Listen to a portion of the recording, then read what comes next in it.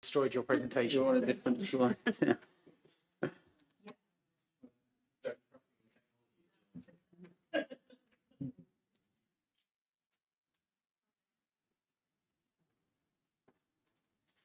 That looks like capital to me. I don't know. You've shot. And that's the end of the presentation. Right. Any questions? Right. Off we go. So in other words, don't ask me to change the slides anymore. Yeah. So I'm on page 28. If you're able to get back to page 28, but that's the top level summary of the budget. So expenditure, income, and total net budget. You know, it's about 40% of the council's general fund spend. If you take into account, spending on education, it's about 20% of what we spend as a council. And you can see the top level growth. So that runs about 3.5–4% a year growth, and then obviously in order to manage the overall finances of the council, we have to have savings, and quite high savings numbers there. We've delivered about 7 million savings in the last 3 years in adult social care, and there's more to do. And most of the savings proposals are things that we've delivered before and know how to deliver, and we'll continue to do that. So I don't know. How do we want to? I just whip through them all and then we do questions, or do we want to question each bit as we go along? We can the best way. Pause at the headline sections, ask anyone's got any questions, and if not, start. I think normally we'll just go through bid by bid. One of the questions I had actually is, and obviously it's hot off the press tonight in the last hour, so I'm not entirely expecting you to have an answer, but we presumably baked a figure in for increase in national minimum wage into the assumptions. What we have, which is 3.2%. So I think it's in gone inflation, up. which is we deal with inflation separately, but I think was it 9% for under 20? I haven't got the exact numbers, but 71, isn't it going to be? I think it's above that figure. That will give us a significant challenge, because in terms of adult social care inflation, it is pretty much driven by the increase in national minimum wage almost exclusively. Do we know what? I haven't heard an announcement coming in. I think we're all trying to do the same. 4.1%. Okay. People were saying 9 there. I was starting to get worried. Okay. So less. Yeah. 12.71 for over 21s. 18 to 20-year-olds will get 8.5%. So 4.1% runs above the prediction we've put in the MTFP, but we'll have to go back and have a look at that. Perhaps I thought you were more than my prediction. I'm sure that was their prediction. It's back. 18 to 20, not more than expected. Cool. I mean, I would, that in terms of numbers, that will challenge us, and we'll have to go back to look at that. But we do need an adult social care wage that is tacked to the NHS, really, in order to sort out our workforce problems going forward. The problem is, as a society, we need to find a way of funding that, and that's the issue we have as a council. So unless there's any other question on this section. Oh, sorry, Jane. Just a quick one, going back to page 24. What is it, do you think, that sets us apart? Because we run at a much lower rate per head and our growth is much lower than other unitary, which suggests we're managing things better potentially than what do you think that's attributed to? Well, I suppose we do a really good job, I suppose. It's going to be my inevitable answer to that. I don't think, if you look at the graph, I think our trajectory is similar. You know, I do think the growth going forward will track with the mean average. There are where you have a more wealthy population, older people who require support from the local authority, the numbers are less. But to balance that off, we do have one of the highest rates of adults with learning disability and autism in the country. So that sort of balances that off a bit. So there is a little bit in that phase. Certainly, though, with older people, the changing demographic in the borough and the expansion in the borough, we've seen those rates catch up as well. But you know, we work really hard to keep that overall, even though the numbers are very big. You know, the growth numbers are big. This is just about saying we do work really hard to try and keep those unit costs down. We have Optilists, etc., you know, all of those things that we know about. So I read it the opposite way, Matt. I read the gap as getting to be a bigger percentage, in that it starts off as £10 divided by 447 and ends up as 140 quid divided by 620, which is a lot higher percentage gap. Yes. So my question is that because we're expensive or because we've got more people involved? Is that so? So on the face of it, we're spending a lot more per head, but that also depends how many people are benefiting from the service. A lot less per head. 620 as opposed to 759. Sorry. Okay. Sorry. Put me in a cold sweat there. Okay. Sorry. Got me in a cold sweat now. I'm looking at the figures the wrong way around. Okay, I'll shut up. It's completely and utterly wrong. Okay. Noted. Dave? Yeah, the mean for the all English unitary authorities is an interesting comparative, and I can understand why you've used that. But do we know things like what percentage, you know, what's the average age in our borough in comparison to other unitaries and things like that?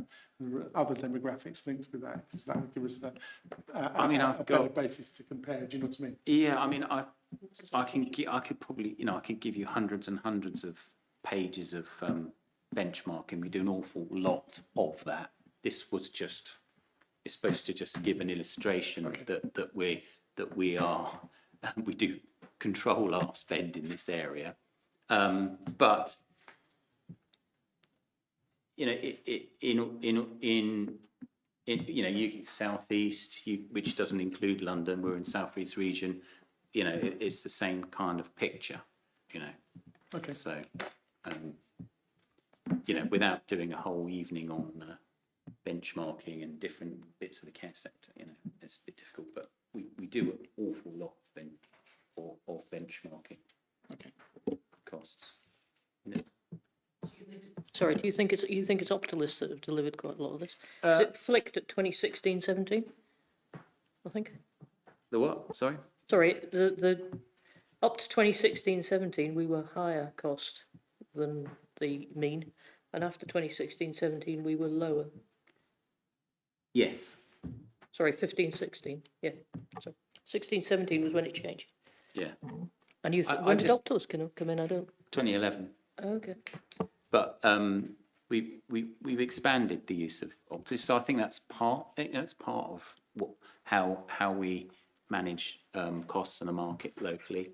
But you know, that we've done a whole range of things to make sure we get the best value, really, I suppose.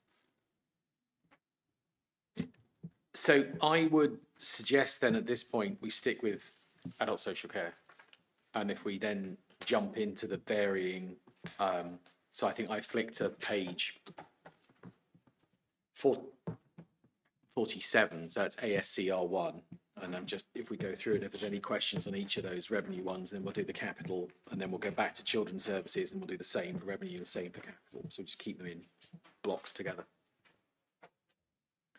unless anybody wishes to do it differently. Okay, so we got ASCR 1. Do we have any questions that come up from that?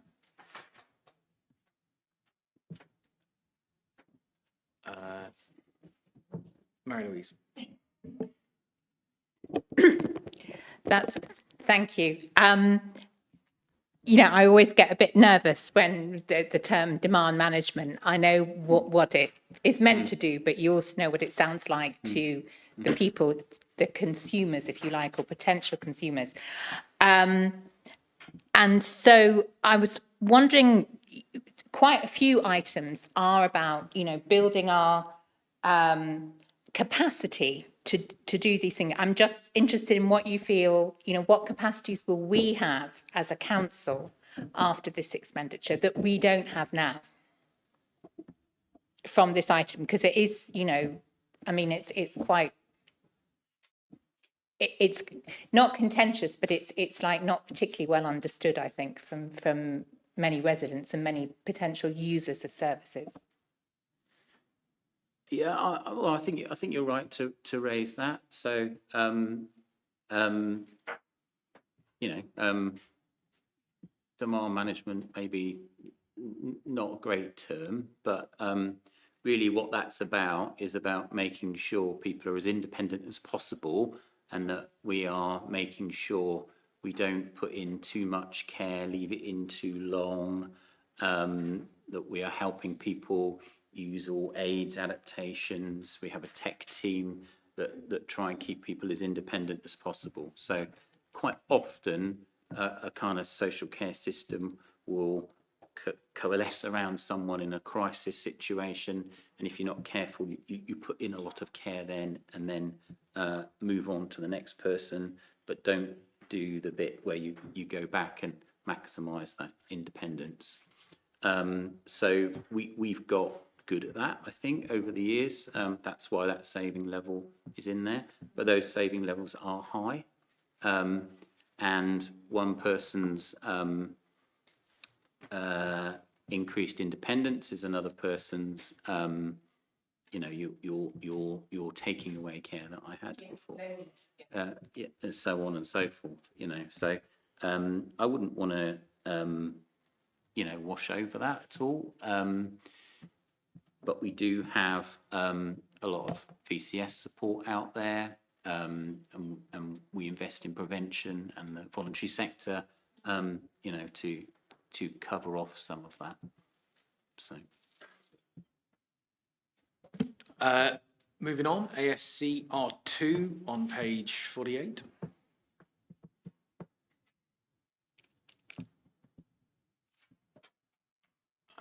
ASCR 3 on page 49.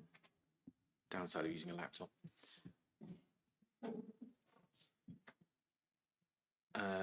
Page 50, ASCR 4.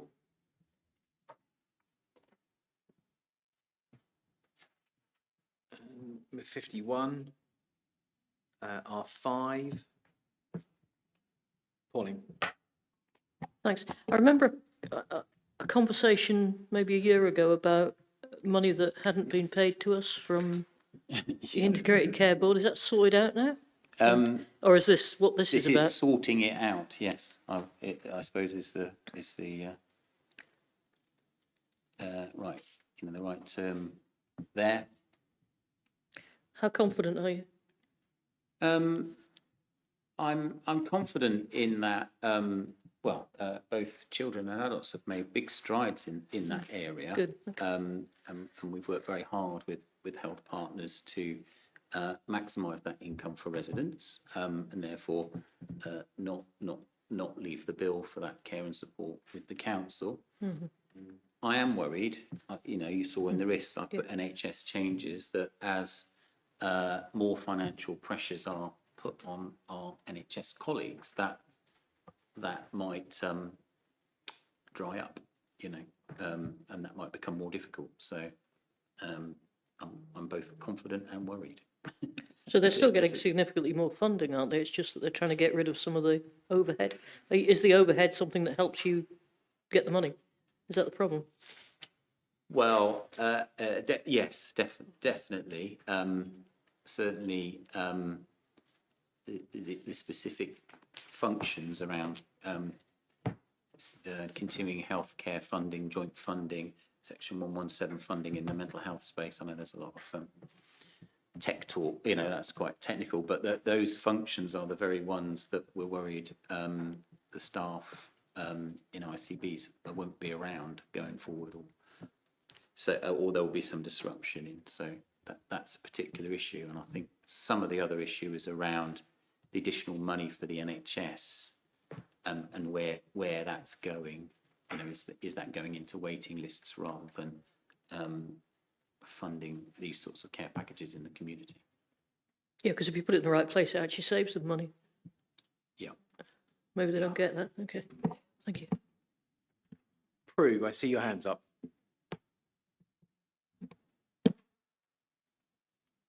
Prue, can you hear us? Mark, Prue's messaged me to say there's sound issues and she Still. doesn't think, yeah. Okay. It's a book. It's a bit early. We've got another month or so before we get there. I think, sorry, I'm trying not to smile as I'm seeing kind of Prue.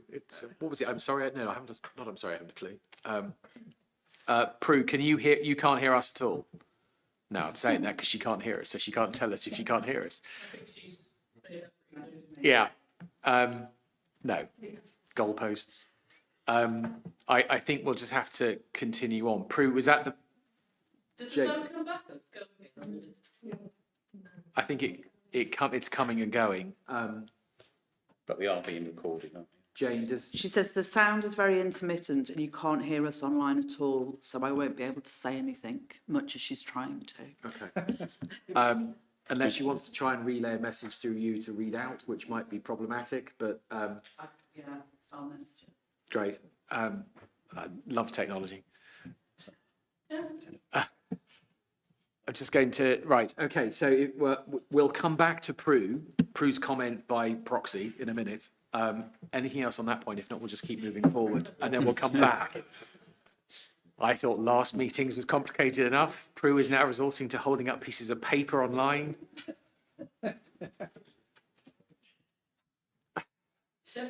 Yeah. Jane, can you message her? Oh, she's not replying. Someone's just replied. Just let's. Okay, so I think we're just going to have to try and crack on. And I think with Prue online, not that she can hear us, but Jane is going to try and reach out and get messages.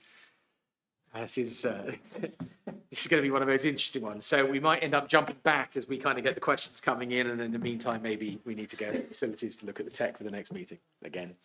Right, anything else on, I think we were on R5. So slide 50, page 51. Sorry, we've done that one. Sorry. Let's just love it when a plan sticks together. R6 on slide 52.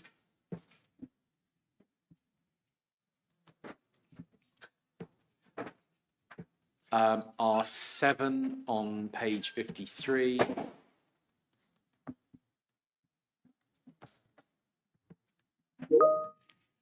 I hear a bing. R8 on page 54. And then we're now moving, I think, opposite to growth. So R9 on page 55. Mary Louise. Sorry, always the same ones, but I did wonder about the number of independent assessments that we have. And are these ones that we're buying in? So we commission those, or yeah. You're talking about the deprivation of liberty. Yes. We do a bit of both, to be honest. So some of them are very specialist. So we would procure the input of specialist doctors and things from a framework that we have. But some of it is is to increase our staff that do some of the best interest assessments as well. Right, So yeah. it's a kind of blended, a kind of blended Yeah. approach. So no, absolutely, because that is something where, you know, internal capacity also brings like experience and contacts and for sure, understanding for sure. and Yeah, look, we have you know, a- skills. So We it have a would be, goals team Yeah. as well. no, I know, I've worked with them. So yeah, but no, absolutely, it'd be good to see that. So You know, some, that's some and some, for sure. And are you looking to increase the numbers that are able to be done in-house? Oh, for sure, Yeah. yes. We don't really we don't outsource them. Very occasionally we've done that when we've got a bit of a backlog. But we only go outside the council when it's a very specialist, specialist expert input we need.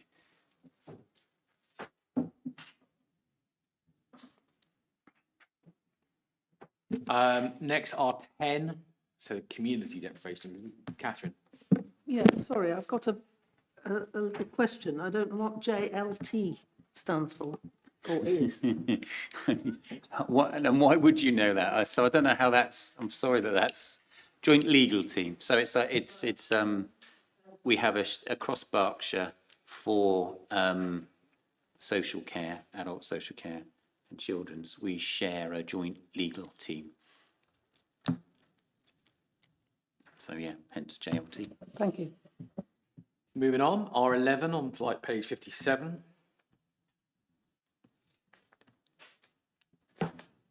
R12. It's 58. Right, so that's adult social care element done for revenue. Capital, I think we need to look at the, do you want to go to capital first? I think probably the keep on the, Yeah, I can go to capital. There are no new bids for capital. So technically, there's nothing to discuss. Because I think that's how the MTFP works. But there is, on page 33, you know, there is a summary of in-flight, let's put it that way, in-flight capital bids. We just thought, you know, you might have some questions about those. So, although it's not a huge capital programme, we put those in. So, adult social care accommodation transformation is creating more specialist accommodation in the borough. That's what that is. And if you remember, there was a saving attached to that, and we have made savings. Suffolk Lodge is being refurbished as we probably not as we speak, but into the evening. But that's an ongoing refurbishment, so we can continue to use Suffolk Lodge for like 7 years. Community equipment is something we do every year. You know, and that is not big adaptations. That's the Disabled Facilities Grant. This is community equipment, so it's bath rails, bath seats, that sort of thing across the borough, and obviously that keeps people independent. Paulie, you look. Question about that. I seem to remember a few months ago we had a bit of a problem with the supplier. Yeah. Is that all resolved More than now? a bit of a problem, yeah. That's Yeah. the one. Yeah. Nationally, you know, there are 2 or 3 players in this space, and the NRS, the company that we used, did go bust, and that caused an awful lot of issues nationally. We have moved to a new supplier, but that service is still spinning up. So we've done a lot ourselves, and in terms of filling the gap. You know, it's been a kind of council-wide business continuity, you know, big effort really to minimise that impact, because I don't, although I've seen nationally lots of stories about people really struggling with critical bits of kit and not being able to get hold of it, and that being an issue. Touch wood, although it's been difficult and there's been some delays, we've managed to fill that gap. You know, great testament to the staff, and when I say the staff, I mean right across the council. We were handing out bits of kit from the old Wokingham Library, and we used that. You know, it was a whole response stood up to minimise the impact on What residents. so just NRS were actually excellent. I mean, they were very, very good and very quick. Yeah. The fact that we've had no complaints suggests that you're doing a really good job. Has there been any implication on cost of doing it ourselves? Is it just a lot of stress? Well, it was a lot of stress to spin up an equipment service in short time, for sure. We've actually increased the amount for community equipment to cover off what we might think an increased cost is. And I think the answer this year is we're not sure yet, because the kind of dust hasn't quite settled with the new contract, and you know, the catch up of some of the costs that we've done. So we are worried about slightly increased costs, but what we found is by doing some of it ourselves, we have created some efficiencies in that, you know, because our OTs have been out and about spotting things, you know. So I do think it will be an in-year pressure eventually, but I don't think it's going to be difficult for us to cope with overall. So I didn't notice an increase for an in-year pressure for that. Have I just missed it? Or is it just you think you can cope? Sorry. Presumably for it's following years we've increased the amount for community equipment slightly. Yeah. In year, we're not quite sure where that's going to land yet. So Okay. So I presume if you get a new supplier, I have no idea why the old one went bust, but you would thought that maybe it might have been because the new one might well want to charge more, or maybe it was just something else outside this area. yeah, It might. wondering what the risk is. So we again, we need to let that play out a little bit, but our indications with the new supplier is certainly in year, you know, that there's been a gap between the two suppliers, and we filled the difference. So we've done less business with a supplier one way or another because there's been a gap in year, and then going forward, we've increased the money that we've got available for community equipment to cover off what we think is the estimate of the increased cost. Why NRS went bust, you know, there's lots of kind of speculation about that. But presumably also that would then, as the year develops and as the new supplier kicks in, that will then go back through the adult social care scrutiny committee as opposed to this one. For sure. Yeah, definitely. Right, anything else on adult social care? And if not, we'll go back to slide 34, page 34, and we'll do the same run through for children's services. Mark, Prue says the sound's back, so she might want to do an intro with Emma. Aha, Prue, dare we hope that the technology has worked for you? You're on mute by the looks of it. No, it's off again.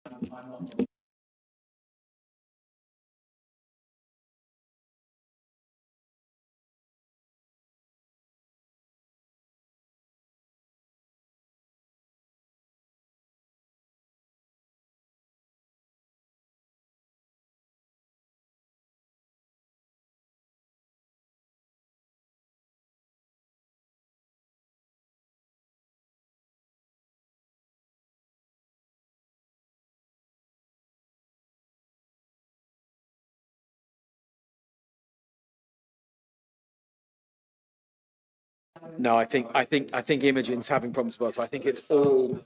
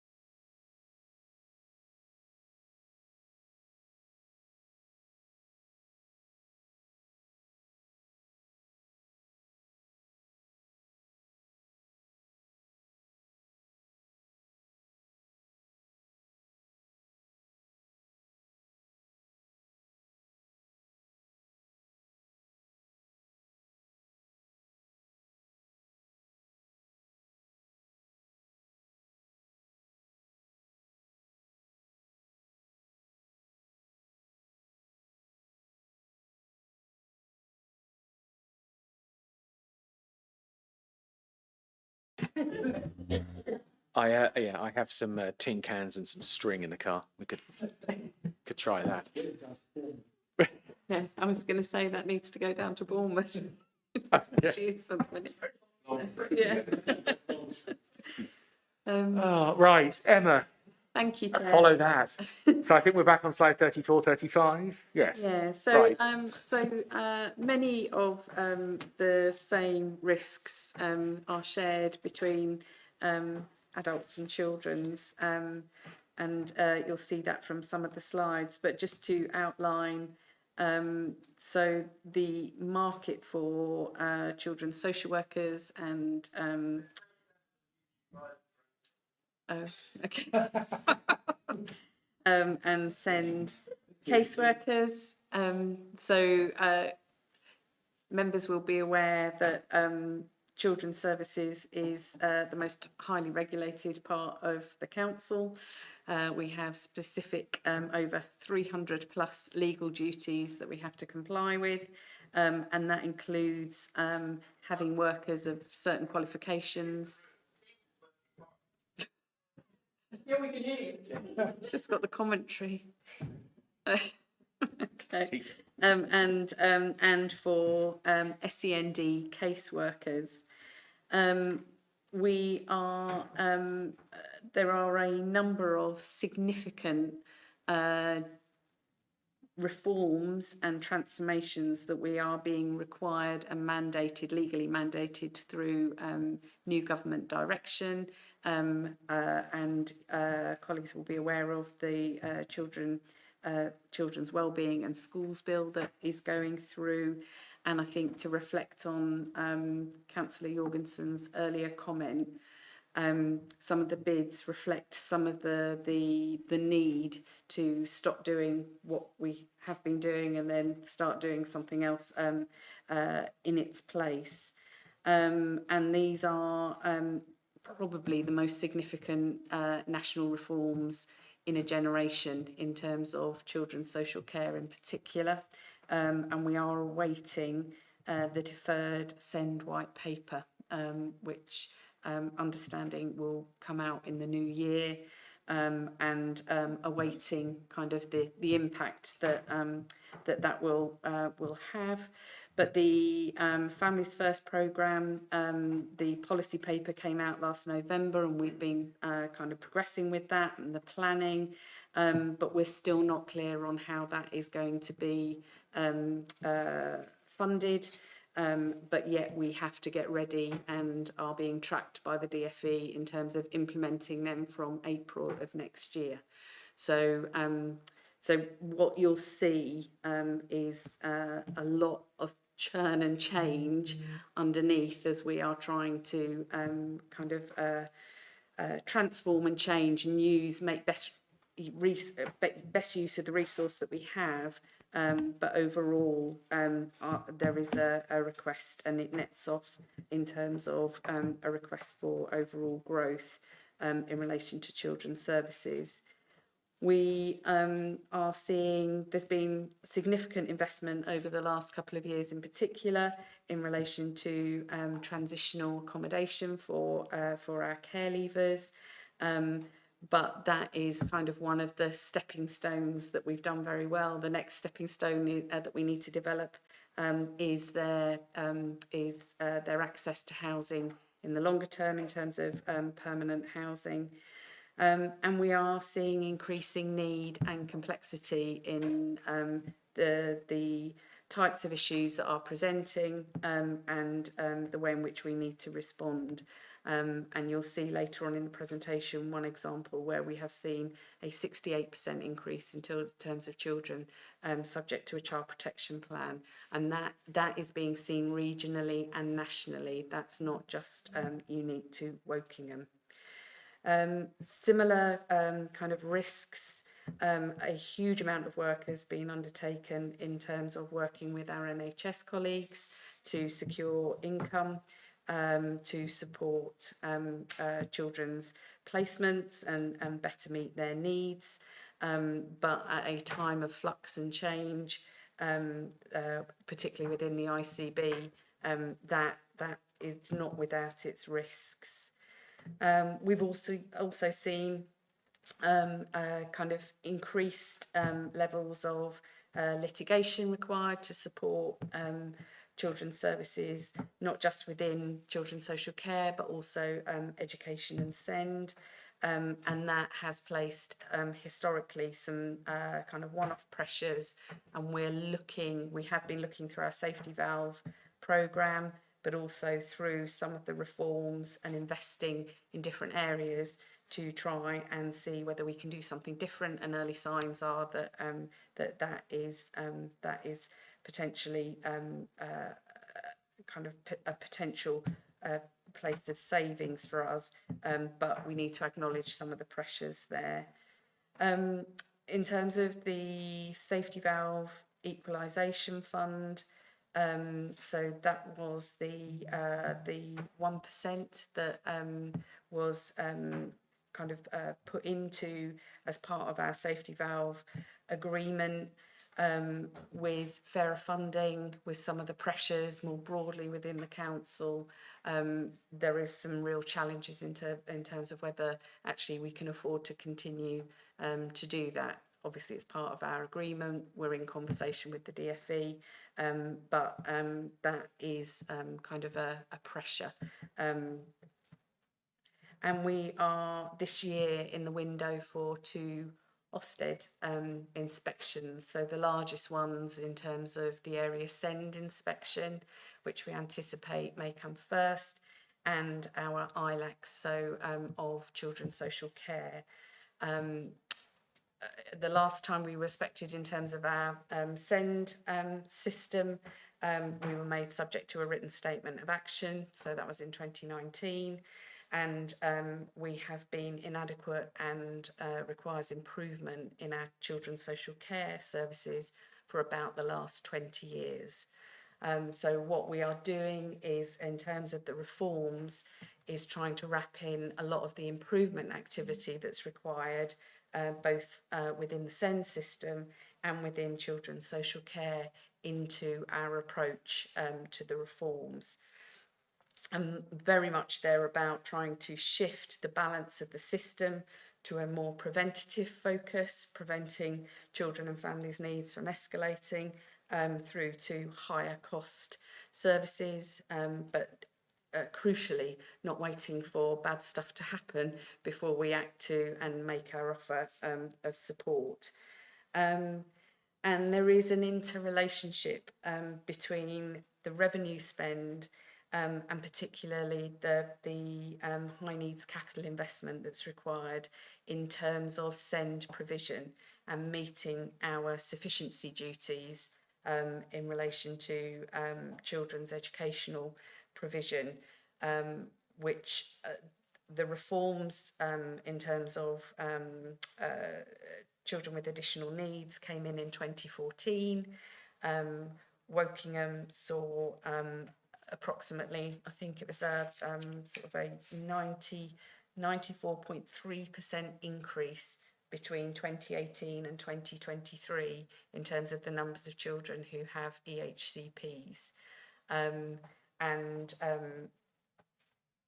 that has exposed perhaps historically not having planned for SEND provision in the way in which we need to now be able to meet children's needs in the borough, and hence in terms of the capital bids, you'll see a lot of them contain the need to diversify our educational offer, so we're more able to meet kind of the broader identification of children's needs in the borough.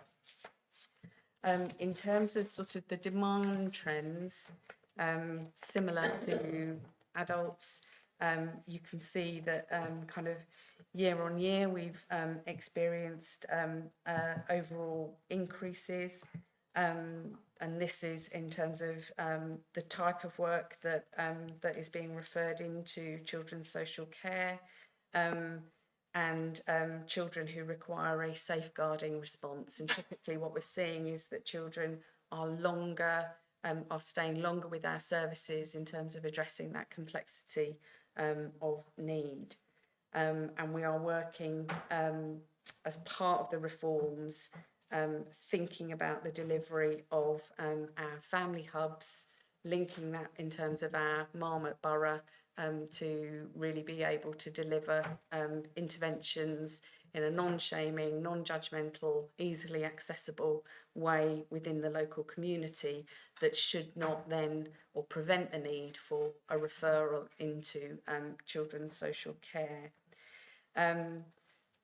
The next slide kind of just gives an overall where you can see in terms of our benchmarking. So where we typically do better is that we have the numbers of children who we care for has remained consistently low. But even within that, our proportion of spend on the children that we care for is lower than our statistical neighbours. But within that, when you look at our statistical neighbours, they have been assessed as good and outstanding in relation to their Ofsted judgment. So there's a need in terms of being able to balance the need to invest in our children, invest in our most vulnerable children to support them as we go forward, whilst also rebalancing the system and making sure that we maintain lower overall numbers of children who are coming into our care. Just in terms of whether people want to have an opportunity to ask any questions about the presentation aspect before we go on to the finances. Thanks, Emma. Pauline. Thank you. You were right. Your presentation did explain what I didn't understand, which was the bit about government changes. It's the reform bit that I don't quite understand what they're trying to do or what you're trying to do to cope with it. But if it's still emerging, I think I can understand a bit why, the rest of them are pretty clear as to what you're trying to achieve and why you're doing it. But those, I wasn't quite so sure. So in terms of the reforms, there are things that previously Wokingham has had in place, but because of previous savings, for example, we are mandated to deliver support, particularly to kinship carers. So and that's part of that shift in terms of can more children, if they can't live with their parents, can they live with a nan or a granddad or an uncle? Overall and generally, children have better outcomes if they are retained in their families, and we can support them to stay in their care. In 2015, we had a family group conferencing service that helped support our families wrap around children, and a decision was made to cease funding of that service. We are now, as part of the Children's Schools and Wellbeing Bill, that is being mandated in terms of the delivery. So we're having to reintroduce a service that Wokingham historically had made a decision not to have. So there are additional kind of new burdens, I think would be a way of describing them. But I think at their heart, essentially, they are about investing in family systems better, family networks for children, and supporting families, family-led decision making. So trying to facilitate that more and not be so dependent on local authorities having to intervene more heavily to make sure that children stay safe, and supporting families to do that in a more community-based and family-led way. So that makes sense to me. Is there a saving related to it as well, in that if you're not intervening quite so heavily, hopefully there's a reduction in something else? So that's one of the things that we are, with the reforms and with the new design of the service, we are looking at. It's probably fair to say that we have to make an investment and effectively double run with our system in order to realise some of those potential savings and efficiencies at a later date. But we anticipate that probably within about 18 months to 2 years of implementing the new structure, the introduction of family hubs, that we would see some overall reductions in the numbers of children that are open to statutory social work support.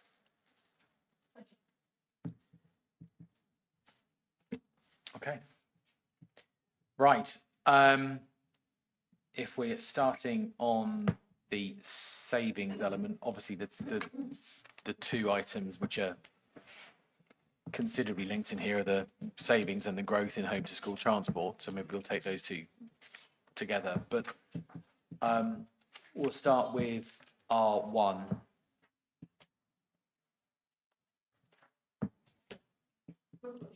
Yep. The question I had on R1 was, what's our retention like? It sounds like a good thing to be doing. It's much better than it was. We've just produced, we have to make a submission, a census submission on the numbers of social workers and the percentage of agency, and also our attrition rates over the year. Nationally, the average is about 17% in terms of turnover, and we are at 9%. Yeah, some massive improvements there.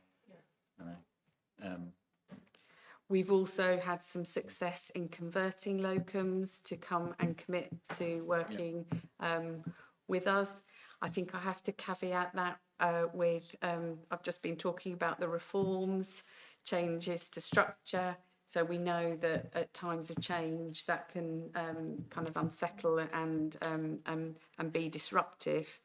The element that for consideration is that all local authorities around us are also undertaking these changes at the same time because they're nationally directed.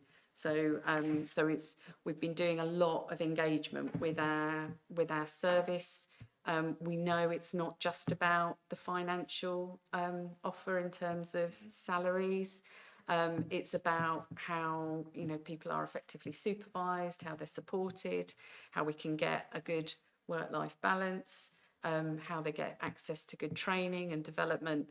So and the opportunities for career progression, and that's something that we are in the reforms and the redesign of the service looking at very closely. That reduction to 9% is staggeringly good. I mean, it's really good to see that the work that's been done over the period has started to translate to a 9%. I mean, that's speaks volumes about the work that's going on. So just need to keep hold of them. They're our greatest asset. Yes, absolutely. R2 on 48. Pauline? Sorry to keep asking these questions. This £900 a week versus £270 a week, what exactly is it being spent on? Because if it's accommodation, I'm surprised anybody could do it for £270 a week, but 900 sounds a long way distant. Does anybody provide it for 270, or is it just that the government have given us adequate funding? So because we've been able to implement our own provision and be creative in terms of making use of some of the buildings that weren't previously being utilised, we are able to provide that weekly rate. That's our weekly rate. The 900 is what a private provider would charge us for the equivalent. What's the 270 pay for? So our care leavers, so this relates to transitional accommodation. So we have a duty to support between the ages of 18 and 25 for children who were previously looked after. The £270 would typically pay for floating support or tenancy support, so support to sustain a tenancy. I think it's reflecting on these are young people who typically don't have family networks around them and may need additional support in terms of accessing wider services, being able to you know, and there is a cost to us in terms of because these are typically houses of multiple occupancy. So there are kind of maintenance costs within that, servicing costs that need to be kind of accounted for. But our young people do also make a contribution, and that's one of the things in terms of getting them used to managing their own budget, understanding what the cost is of running a house and a tenancy. So yeah. R3.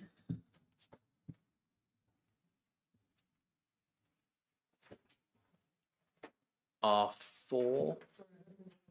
Oh.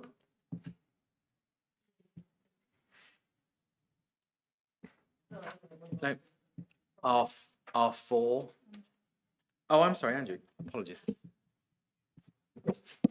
Just wanted to ask, you mentioned about the personal travel budgets being as default provision. Are they in all cases more cost effective than council offered transport, would you say? Because that's mentioned as one of the things which can be done as a saving. We're on R4. Personal budgets. Sorry, Andrew, can you The home to repeat? school transport, is that right? Yeah. Because it's saying the personal, one of the things is the personal travel budgets are being used as a default provision. So I was just asking are the personal travel budgets, are they, in basically all cases, are they more cost effective than council organised transport? In the vast majority, yes. Yes, and so that's being offered to everyone before the option of council organised transport is being looked at. Is that? That's part of the assessment and the discussion that happens with families in terms of actually what suits a family more. That might have typically, if they have a child in a different provision to. They might have 3 children and needing to go in different directions in terms of drop-offs. So that in those circumstances, the family might choose for a taxi as opposed to being able to, but wherever possible, you know, kind of far better for children to be travelling with their families and being able to access, say goodbye, say hello at the end of the school day. It's kind of that is better for children than having to travel in a taxi. But for some children, that is the only option. Yeah. And by saying that that's the default provision, is that changing in the sense that wasn't the default provision before. it wasn't the So default. with taxis and things, was that the default? Yeah, that's a shift in our practice, Okay. and in the conversations that we're having with families. So does that mean our use of taxis is reducing? Yes. Good. Okay. Although the numbers of EHCPs have increased.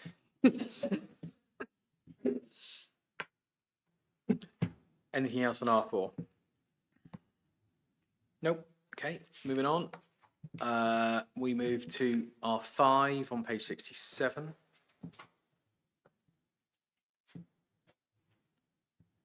Oops, sorry, mouse is frozen. R6 on 69. Yep. R5, is this the same thing again about trying to make sure that the NHS pay us what we're due? So we've implemented a joint funding panel. We led a pilot across West Berkshire, and because I, upon arriving in Wokingham, conducted a bit of a review, discussed with adults, and in terms of learning from some best practice, but making sure that when we are making a decision about the funding for a child's placement and there are complex needs, that's being done in a transparent and defensible way. And that's really helped in terms of getting a greater level of equality in terms of the social care element, the education element and the health elements. And presumably it also means that the NHS know up front what you're going to be billing them for and vice versa. Yeah, Who's paying it's for what? much clearer. Yeah. R6.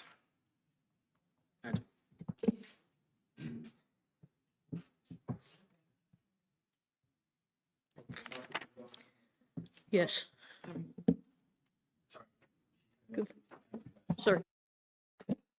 Yeah, I was just asking a bit to understand this a little bit more. So for this one, is it a case that it's taking what is already being spent on delivering it, maybe administrative things, but transferring that in more accounting wise into the high needs block rather than from general funds? And if that is correct, my kind of follow up is, does that have any impact on the safety valve targets if that is therefore increasing the deficit in the high needs block? So we've made really good progress. So we track the high needs block, although it's kind of technically off books. It's part of the safety valve agreement, and the interest accrued on the deficit impacts on the revenue. So really trying to drop, and we've had some, last year we had some what we were calling green shoots, and looked like we'd kind of shifted or suppressed growth by about £1 million. This year, approximates are about 4 million in terms of what we originally projected. Part of that is a greater level of awareness about actually how we use our high needs block funding to support the school system better in terms of that early identification and system. So we've been trialling different ways of working that have supported. So for example, a different way of delivering EOTAS, our alternative provision review.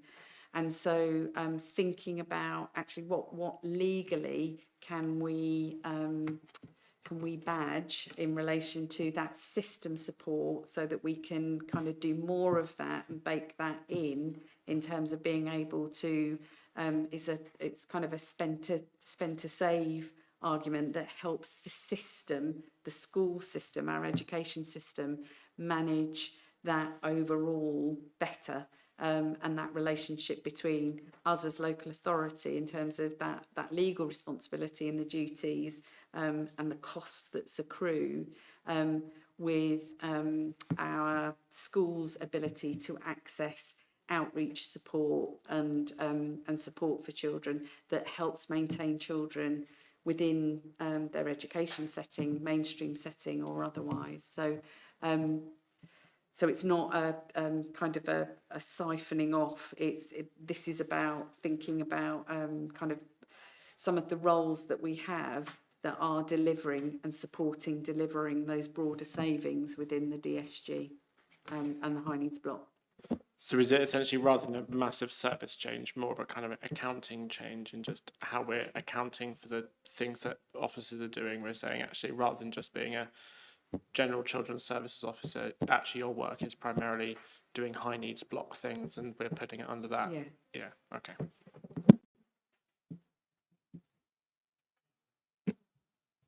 Shall move on. Oh, I'm sorry, Polly. I'd come to the conclusion this was wooden dollars, and that it's quite right to put the right costs in the right places. And I think I'm not criticising what you're doing at all, but it's not actually going to save any money, because all it is moving the problem from one place to another, and the cost of where it goes to that we still pay for in terms of the cost of the borrowing that is used to fund the DSG gap. And at the moment, nobody's filling the DSG gap, so therefore, unless the government decide to pay for it, which they might, but I don't think it's very likely, it's just going to get worse and worse and worse, and we're going to end up paying at least the interest on the borrowing. So, right thing to do, absolutely, but doesn't actually really save anything. It just moves the problem. Is that right? I think it is supporting the system, and it is helping us. But I get what you're saying in terms of the accounting elements of that. I think that what we are investing in the interventions and in the people that are delivering services better and in a more timely way is that we are demonstrating suppressed growth in relation to EHCPs, in relation to the support that children are accessing and families are accessing. So I wouldn't say that it's not having an impact, but it's a way for us in terms of accounting for the work that is being done in a more transparent way, really. Yeah, that's what I was about to say. It's more transparency. It's absolutely the right thing to do. It's not criticism. It's just that badging it as a saving it might be saving for you, but I don't think it's a saving overall necessarily. We need the white paper, the government, the white paper on SEND and a more national structural approach, for sure. Okay, R7.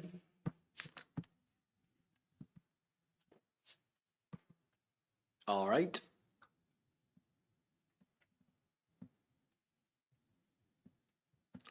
R9.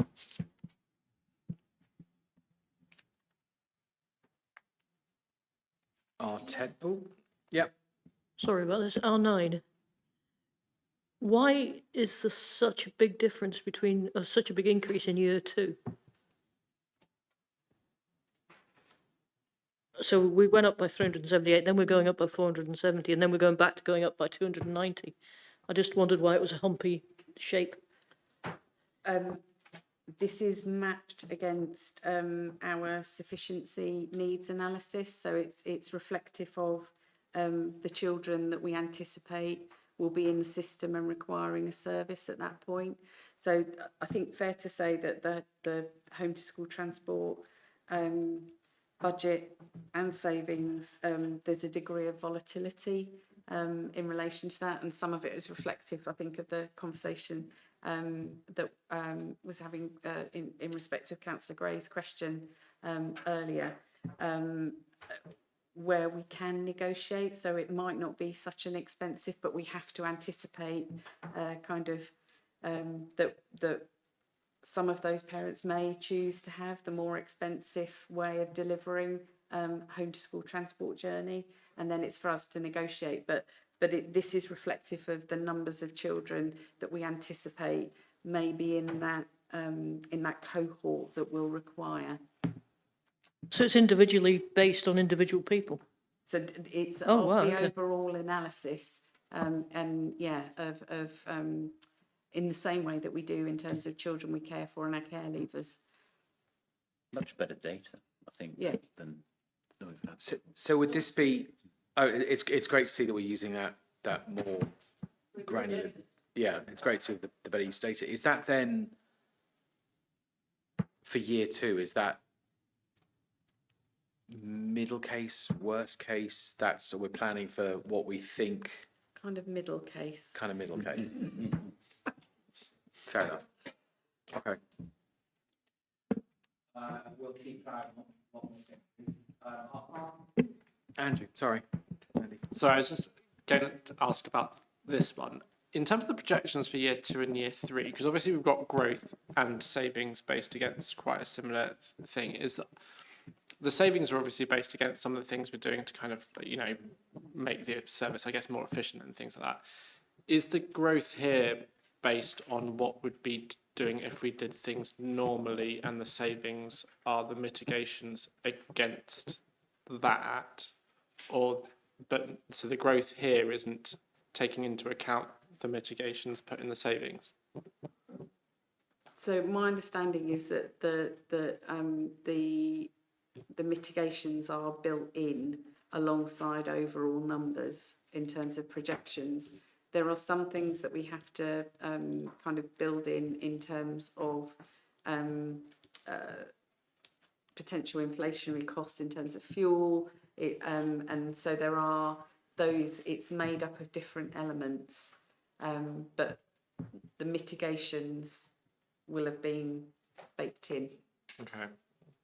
Yeah. I recall when we made some changes to how the appeals process works as well. So I guess there'll be an update going to Children's Services. That's already, that's already. And that would all then wrap up with this and the change in the numbers as opposed to this. This then represents the growth and the savings, and everything else then represents, what I'm trying to get to is this the net? What does it actually look like from a home to school when you take into account savings and growth? Do we have a view that says this is what the overall, when you kind of move things around? Yeah, I think this one in particular, because it's had so much. It is such a large block. It would be interesting to see what how the breakdown. I guess the net is of the two lines together. It's almost like this is what it looks like over time. Yeah. I can't remember the technical name for them. There's those funny little graph things that have a starting point, and then you see the additions and the reductions, and you can see. Yes. Yeah. I know the little ones. I mean. Yeah. Plus, it would be interesting, and it might be not for this committee. It might be a Children's Services piece to actually just get a better understanding of what that looks like. I think just because it's had so much focus, but I think that pass that to Children's Services Scrutiny. I'm sure it will be coming up from that.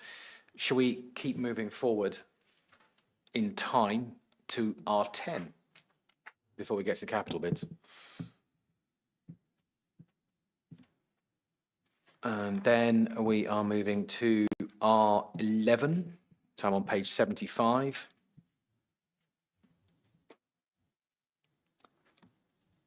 I'm moving to R12. R11, yep, go ahead. Is all of this statutory, or are we doing more than statutory?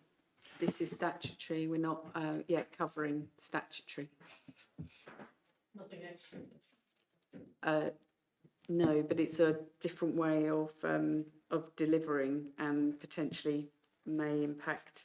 One of the anticipated changes is again children escalating through the system, family crisis, as a result of a more improved offer and a diversification of the offer.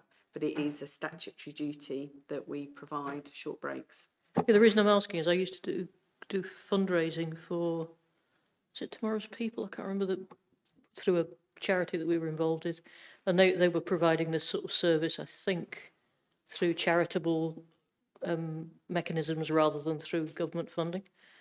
And so we part of what we're trying to develop is an ecosystem that works with our community and voluntary partners as well as other partners in terms of the delivery of short breaks. Good. R12.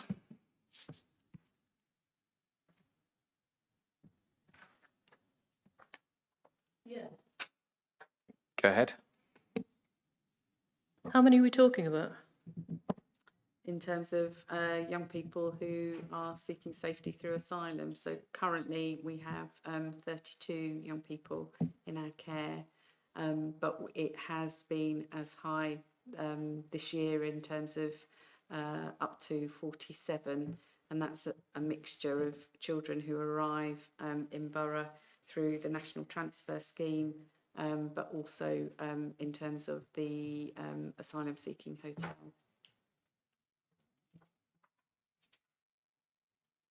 Our duties remain with those young people up until they're 25, because then they become our care leavers. So just in terms of that sort of continuing support until they get their status resolved one way or another.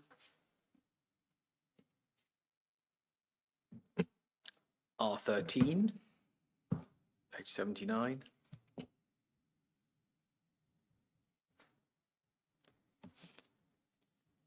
R14. And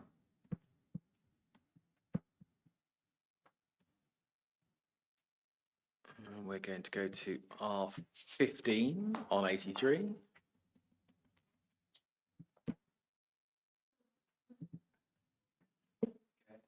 I'm not, I don't think I could, I'm not entirely sure you'll have the figure, but you might do, given the amount of data you've got.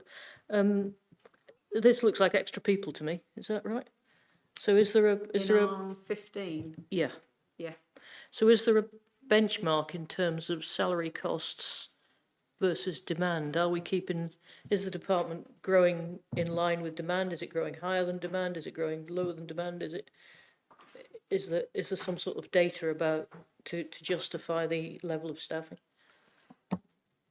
Yes, I think what I would say is that the investment in this number of staff, this is about building this team was largely made up of locums until last year, and we've been moving again similar to social work.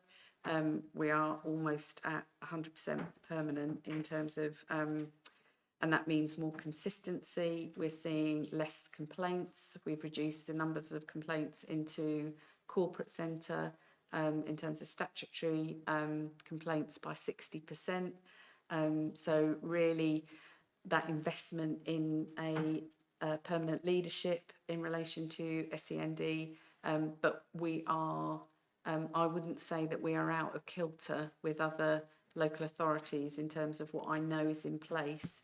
We also have to have the capacity to respond to inspections, which were not in place kind of 8 years ago, 10 years ago in the SEND arena. So that is also driving that need for leadership in terms of being able to deliver an improved inspection outcome as well.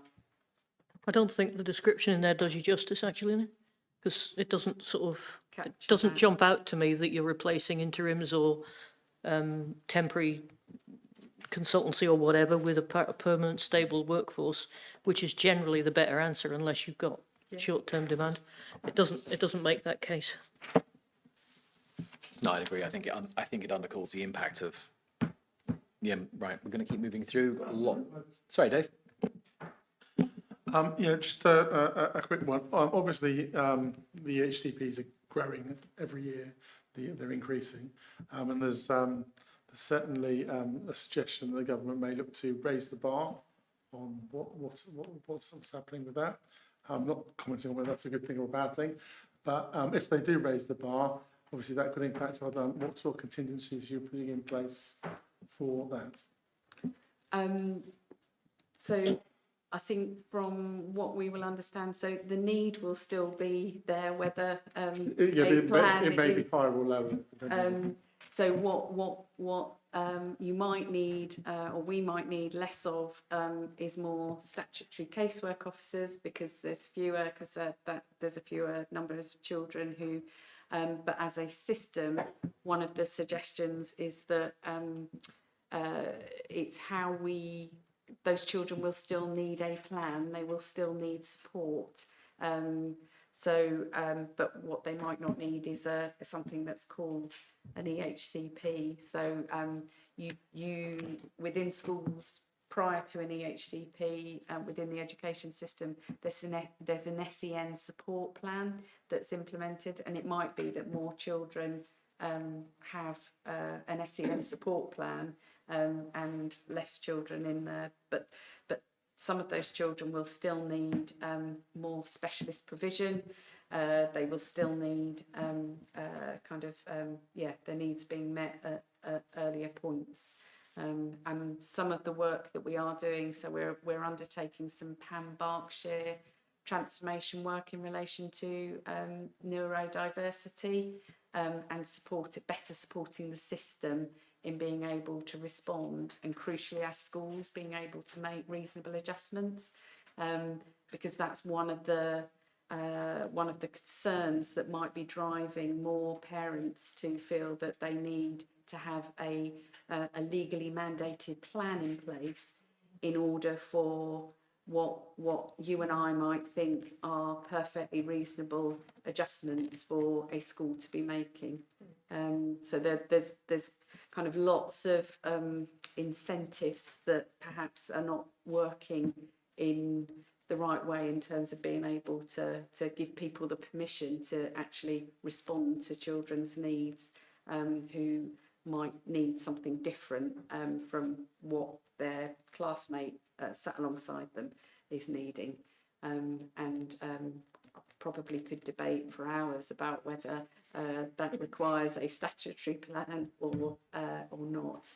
But I think if the SEND white paper, one of the anxieties from parents, I think, is whether their children will still be able to access support if there isn't the legal threshold in relation to the plan. And I think that's something that we're looking in terms of the government and the advice and support that guidance that will come out in terms of how we manage that, any transition in the way that we're currently working. And do we do a lot in terms of trying to educate parents and help them to provide more support themselves? If they can? I think it's about whole system. And I talked earlier about the introduction of family hubs and that early support for new parents, for parents who, we all need a bit of support on our parenting journeys from at one time or other, and the ability to access that from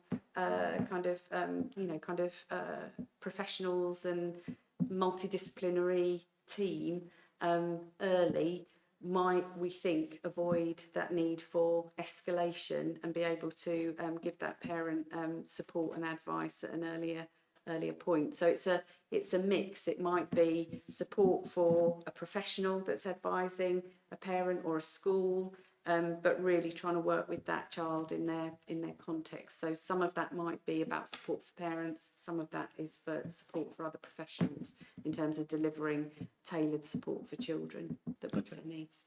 Okay, yeah. I'm just conscious that the council's got so many financial pressures and likely to have more in the very near future, and it's just a case of getting the best possible outcomes for as many children as possible, but still being able doing that in an affordable way, isn't it, ultimately? Absolutely. And I think the evidence says that the earlier you can intervene and support a family, you prevent that escalating need, you prevent the higher costs, because children, when they do escalate through the system, and we're at the point of family breakdown, that child coming into care, which some of our children have been on that trajectory, that can then get very costly, both in human and financial terms. So, yeah. Thank you. I'm going to keep us moving forward. R16. No, that's one we just done. Can I ask a question on that one? Yeah, I read it 4 times and I didn't quite understand what you were going to do. So what's this actually doing? Is it more people, or insourcing something, or what is it? I wasn't quite clear. Maybe I was tired. I don't know. So this is so I think historically there has been, whenever there are new burdens that we need to deliver, there has been a culture in terms of employing expensive interims, and this is about we are in the place where actually the only constant is change, and so we need a workforce that is able to respond to that change. So this is about investment in our strategy and commissioning service. We need to make sure that we have really tight contract management, particularly in relation to children's placements and the commissioning and brokerage of SEND. And so this is about supporting and building in those long-term capabilities within a service that has more typically been supported by interims, and actually that hasn't contributed to our capacity to respond to changes. So it's kind of resulted in us needing more. And yeah, so this is about getting the right skills and the right people to be able to deliver really good contract management and commissioning. So is there a saving that goes with it somewhere that I can't see? So you should be having less interims and less, et cetera, So where do we find that saving? This typically would be seen within the DSG. So in terms of the high needs block and what we're spending on things like INMIS. So that's part of that rigour that we're applying to the MTFP around the high needs block element of the DSG. So it would make this case an awful lot more compelling if it actually told you what the benefit was. Yep. I think. R17.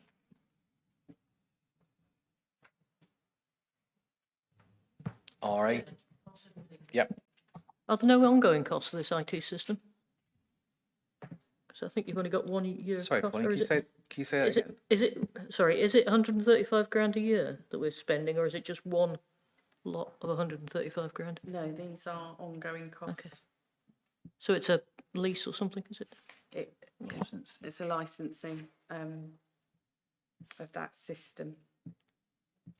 Used to be in capital, didn't it? But Yeah, it used to be in capital, and that wasn't the right place for it. no. I think that's a general observation over lots of the IT systems that we purchase. As it's moved to an as a service, it moves from capital to revenue. Yeah. R18. Oh, Catherine. Yeah, I've just got a comment on the external and organisational implications, which you've just got as bad Ofsted feedback. But surely there are implications for the children. You know, the idea is to support care leavers better. So surely one of the implications is that of not doing it is that 18, R18, the implications if it's not successful. Surely it's more than just an Ofsted rating. I think that's a fair comment. No, and it should be primarily. It is about the young people And themselves. I mean, I've been reading very recently about the number of that aren't in educational or employment or training. I mean, just people in, you know, children and young people in general.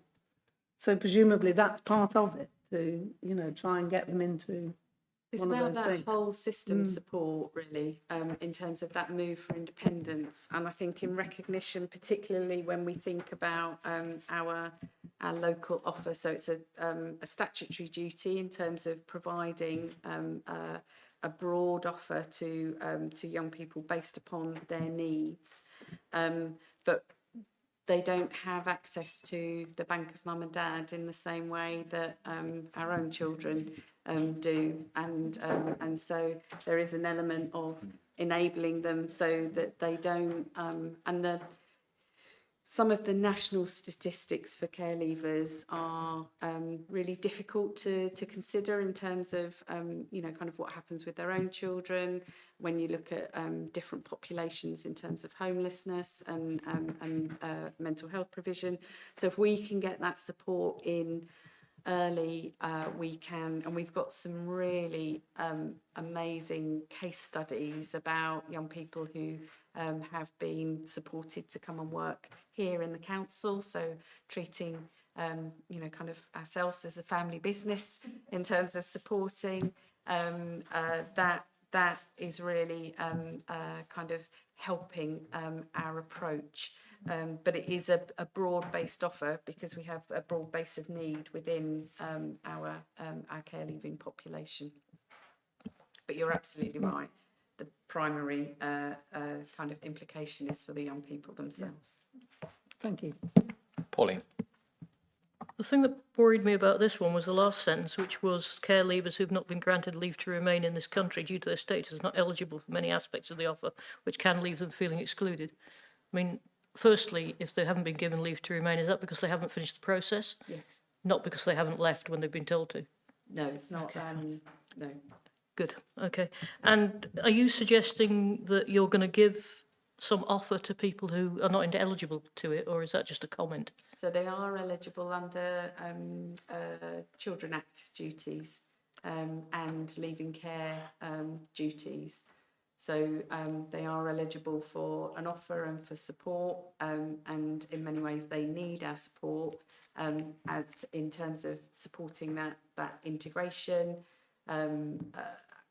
access to education, but they haven't got, when they haven't got settled status, they're not able to access, they're no recourse, so they can't access benefits, housing benefit, or and that's the element that, you know, kind of sometimes that takes a while to resolve, and so we liaise directly with the Home Office in relation. So what you're saying is that you help sort that problem out, is that?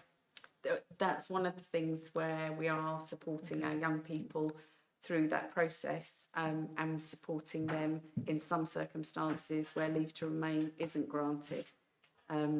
So in terms of kind of emotionally, in connecting with kind of the plan as to what's going to happen in relation to potential transition elsewhere, and the plan for them in the longer term. Good, okay, so it was the way it was written sounded like you were giving them something they weren't entitled to. Well, actually you're not, you're supporting them with the fact that they're not entitled to it. Yeah, okay, thank you. R19? 20? 21?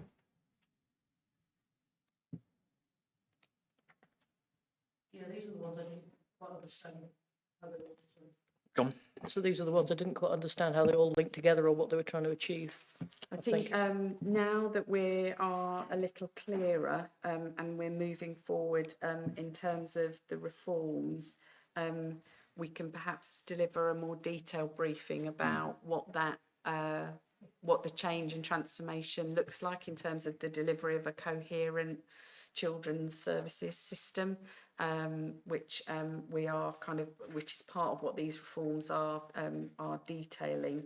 But these are roles that we are being requested to plan for to deliver from April 2026 onwards. So putting in bids, but we are anticipating and hoping for additional grant monies that will support that in the longer term. Sorry, you know, you said about £270 a week that we give to young people who. We don't give that. That's not given to young people. That's the cost of supporting them in terms of their accommodation. So they don't get that in their pocket. But it's used to sort of support their living, because they haven't got sufficient income themselves to do that. And part of that transition, part of supporting them through to independence. Yeah. And if they had a job that was paying more than X, that 270 cost would in no terms longer of be being needed. able to make a Yeah, contribution. because they'd be able to pay it themselves. Yes. So is there some way that we can encourage local businesses maybe to take on a stronger apprentice scheme by giving some sort of levy? Because obviously, if you give them a levy of £2,000 per person, that's a lot less than £270 a week, for example. And it might just encourage people to look at that option more carefully if we could do that. Just I'm looking at my colleague in skills. And that's certainly something that we can look at. We are really wanting to engage with local businesses in relation to expanding that support for our care leavers. It makes good sense for them in terms of their sort of development and maturing and integration with and support from local communities, but also makes financial sense in terms of not those longer term dependencies. Karen, welcome. Yes, just to add to that, so absolutely to reinforce everything Emma's just said, but what we're bringing to oversight scrutiny and through to the executive in the new year, our skills and employment strategy that will do exactly that sort of thing, is how do we link our needs and challenges with our businesses, and how do we kind of make that work in a more integrated, coordinated way. So you'll be seeing more of that in there. I wouldn't be afraid to use a levy system, because I think the way is, you know, that will make good sense, I think, and it may seem that you're sort of almost paying them to help, but I think people, you know, businesses are tight for money as well, and they will look at those incentives carefully. Although the Employment Rights Act that's coming might push it back in the other direction. Okay, should we keep moving through? Where did we get to? R21, we've just done R22 and R23. I guess these are all the same blocks, Emma, of Yes, they're all related to the reforms. okay. Anything new to ask on those? If not, we'll move on to R24, which is joint legal team. So into the special items. R25. R26. And finally R27. Good. Okay, so that's the revenue section done. Thank you very much. In capital, I see we got four new bids. So these largely relate to the provision of Embrook sixth form, the delivery of the new primary school within Spencer's Wood, and then wrapped up in the other elements are the provision of additional resource bases for children with special educational needs. So any questions? I'll take them in numerical order rather than the list on page 45. Anything on C1? Mark, I do have a generic question just about the capital projects in general. Go on. Is there a prioritisation order for them? Because if our funding is cut dramatically, it might be a case that we can't do all of them. So if that is the case, which ones would we do first? We have, to be fair, we've already gone through a prioritisation exercise before it came here, and the ask was much bigger. So essentially taken 6 million worth of bids out in response to trying to support the rest of the system. I think what I was talking about earlier in terms of seeing that interrelationship between, particularly in this area, in terms of capital spend and the impact on the revenue budget and the interest payments, and there is some, kind of, I would say, some very conservative estimate of the cost of sending a child to a independent non-maintained special school in terms of placement costs, but that can be anything between 38,000 and 100,000 per annum in relation to those costs. So the more provision that we've got locally, the more provision that we've got for children, better for children, but also families, but also better for us as a local authority in terms of being able to make sure that we can meet all children's needs as opposed to just a few. I'm not challenging any of them, they're not good ideas, I'm just saying that the harsh reality is we may have to say, you know, there may not be the money to do it, that's just sad, but true. We have a legal duty to provide sufficient school placements for children, so for children with additional needs, as well as children with who are in mainstream. So there's a need for us to balance off some of the investments that we have made. I think if you look at the one of the criteria that we have given in relation to the provision of the new primary school placement within Spencer's Wood, is that incorporates a resource base within it, so it's able to take a number of children with additional needs.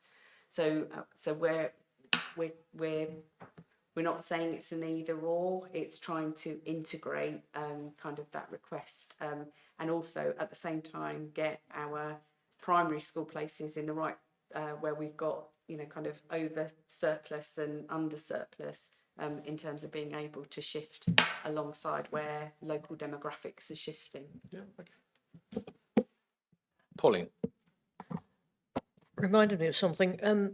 The two new SEND schools we're meant to be getting. When are they going to turn up? Any idea? Any update?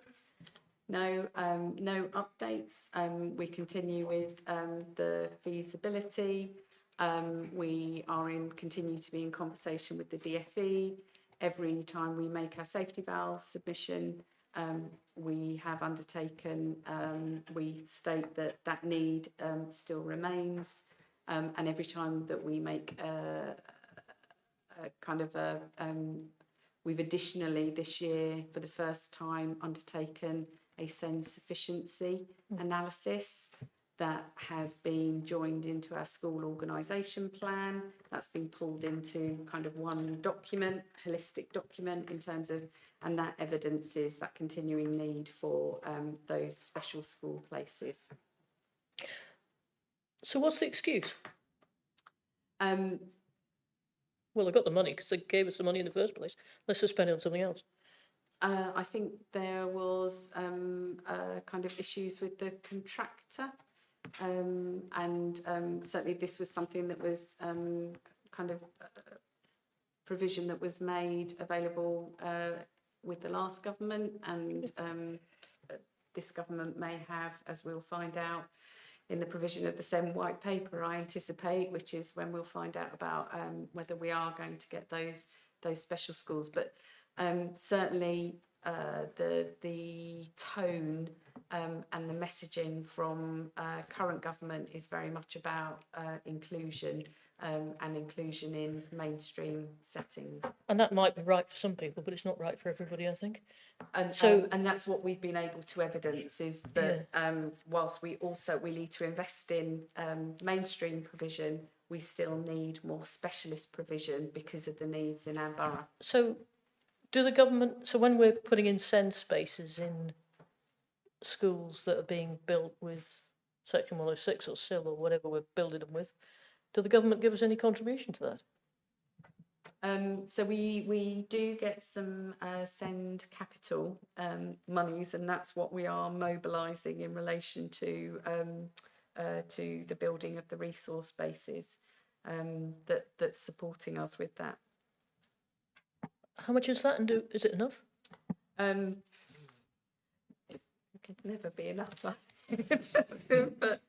we make use of what we do. I think in terms of the SEND expansion programme, the kind of aggregated costs are 11.395 million. What we estimate in terms of revenue savings when the places are filled is 10.6 million.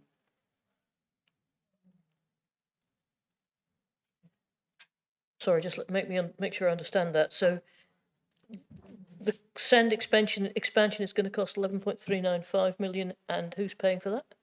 So that's coming from the capital. That's come from money that we get from government for SEND capital spend.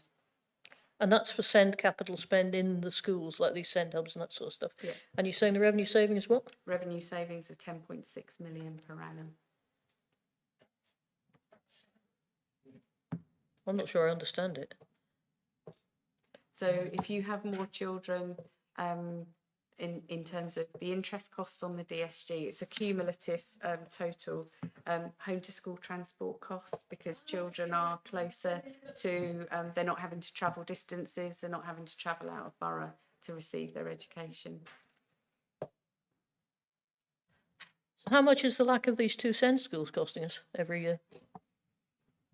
A proportion of the 10.6 million. I can get those figures for you. Yeah. Yeah. We've got that is part of our safety valve submission, but I can't recall the number off the top of my head. Apologies.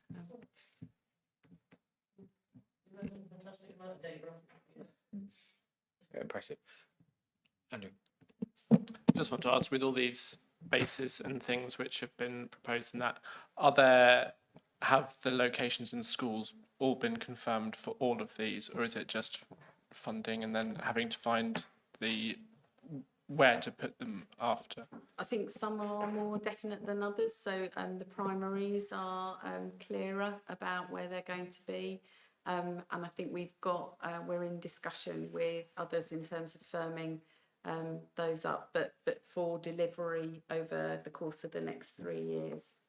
And is there any risk with those that we might allocate that money to say, yes, we would like to have this many spaces for a resource base in these schools, but then us in the next few years not finding a school which will either agree to build that or we can't, there's no way to actually deliver that with schools? Certainly so we have surplus capacity within our primary schools that is opening up, which I think members will be aware of. So the room within our primary sector is kind of more evident, but to be fair, that is going to start moving through to our secondary sector over the course of the next kind of 5 to 10 years.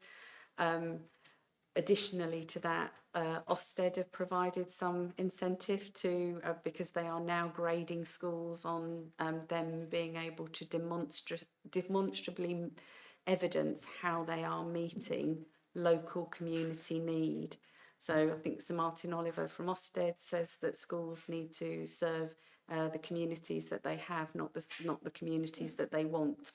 And so we know that our children with additional needs are spread across Wokingham and should be able to access support if their parents choose that for them in local provision. And we know that our schools are being graded as that new inspection framework has now started. So I would say that it's probably in schools' interest to be able to demonstrate how they're meeting the broad needs of their community. Where do we get to? CS2, sorry, C2 on Embrook. C3 on Spencer's Wood. And C4 on school maintenance, school urgent maintenance. No?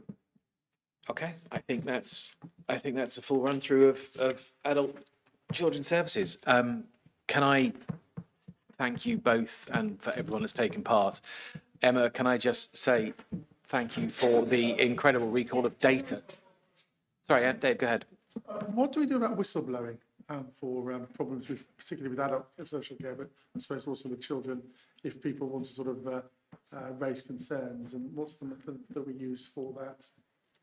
So there is a whistleblowing policy and there is a whistleblowing process and that would be if people have got concerns, then they need to. Is that through the council or is that through third party?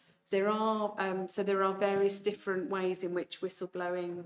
It depends kind of whether it's about a setting or a person. So there's a whistleblowing process via Ofsted. There's a whistleblowing process via the council, and we have certain legal conditions in terms of how we respond to And whistleblowing. it has anonymity attached to it as well, does it? Yes. That's good, yeah. Okay, thanks. Right, thank you very much. Emma, thank you for that incredible recall of facts and numbers and data. You are more than welcome to stay, if not.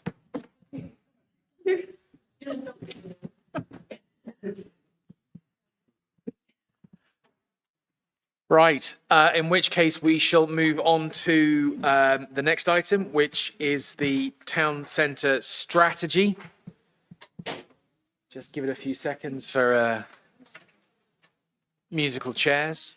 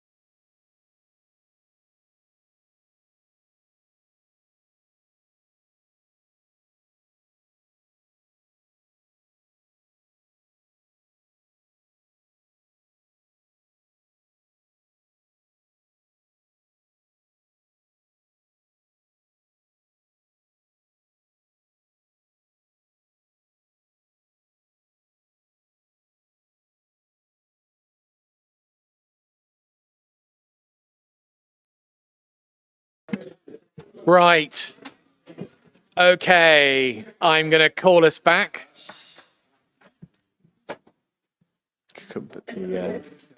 Okay, if we are ready. Mark, over to you for the town centre strategy report. Okay, thank you. Well, we've got two strategies, but I'm Mark Ashwell, the Executive Member for Business Economic Development, and this is our small but perfectly formed economic development team. We've got Karen, Dexter and Warwick, and they're going to introduce themselves to you as we go. It's about the economy stupid. We've recently approved our strategies via the executive, and we now want to share with you our action plans as and invite your feedback, please, as we continue to mobilise and make a positive difference. I'll hand over to you, Karen. Is that good enough? Yeah. Economy, oh, sorry, yeah, thank you. Economy, culture, and not economic development as it's got here, but just economy and culture. I am actually going to pass over to Warwick very shortly, but just by way of a couple of words of introductions. As Mark said, we've brought these strategies through to exec earlier on this year, in the beginning of the year. So with both the town centre and the economic development strategy, and we probably see the economic development strategy as the overarching one, of which then we've got nestled a number of strategies, including the town centre. And then, as I said earlier on in the meeting, we'll be bringing a skills and employment strategy and action plan forward in the new year, and probably looking to refresh our arts and culture strategy and action plan as well. Both since those days of doing the strategies, we've had a busy year, particularly around economic development, and Dex might go over some of those things we've been focusing on in the year, but we particularly wanted to bring forward really clear action plans for both the town centre and economic development. So we've got a really clear plan, a smart plan for the next year of things that we can do and do collaboratively, not only within the council, but across and with other partners. And particularly through the economic development work, we increasingly find ourselves working at a Berkshire level and reflecting also on national policies and strategies come down, but particularly working at the Berkshire level with the Berkshire Economic Strategy, the Berkshire Prosperity Board, and Dex will probably just touch on one of the big programmes we've been working on, which is bringing the Connect to Work programme, firstly to Berkshire as the accountable body, but also very much then starting to bring that focus to Wokingham as that programme starts to mobilise and go live early in the new year.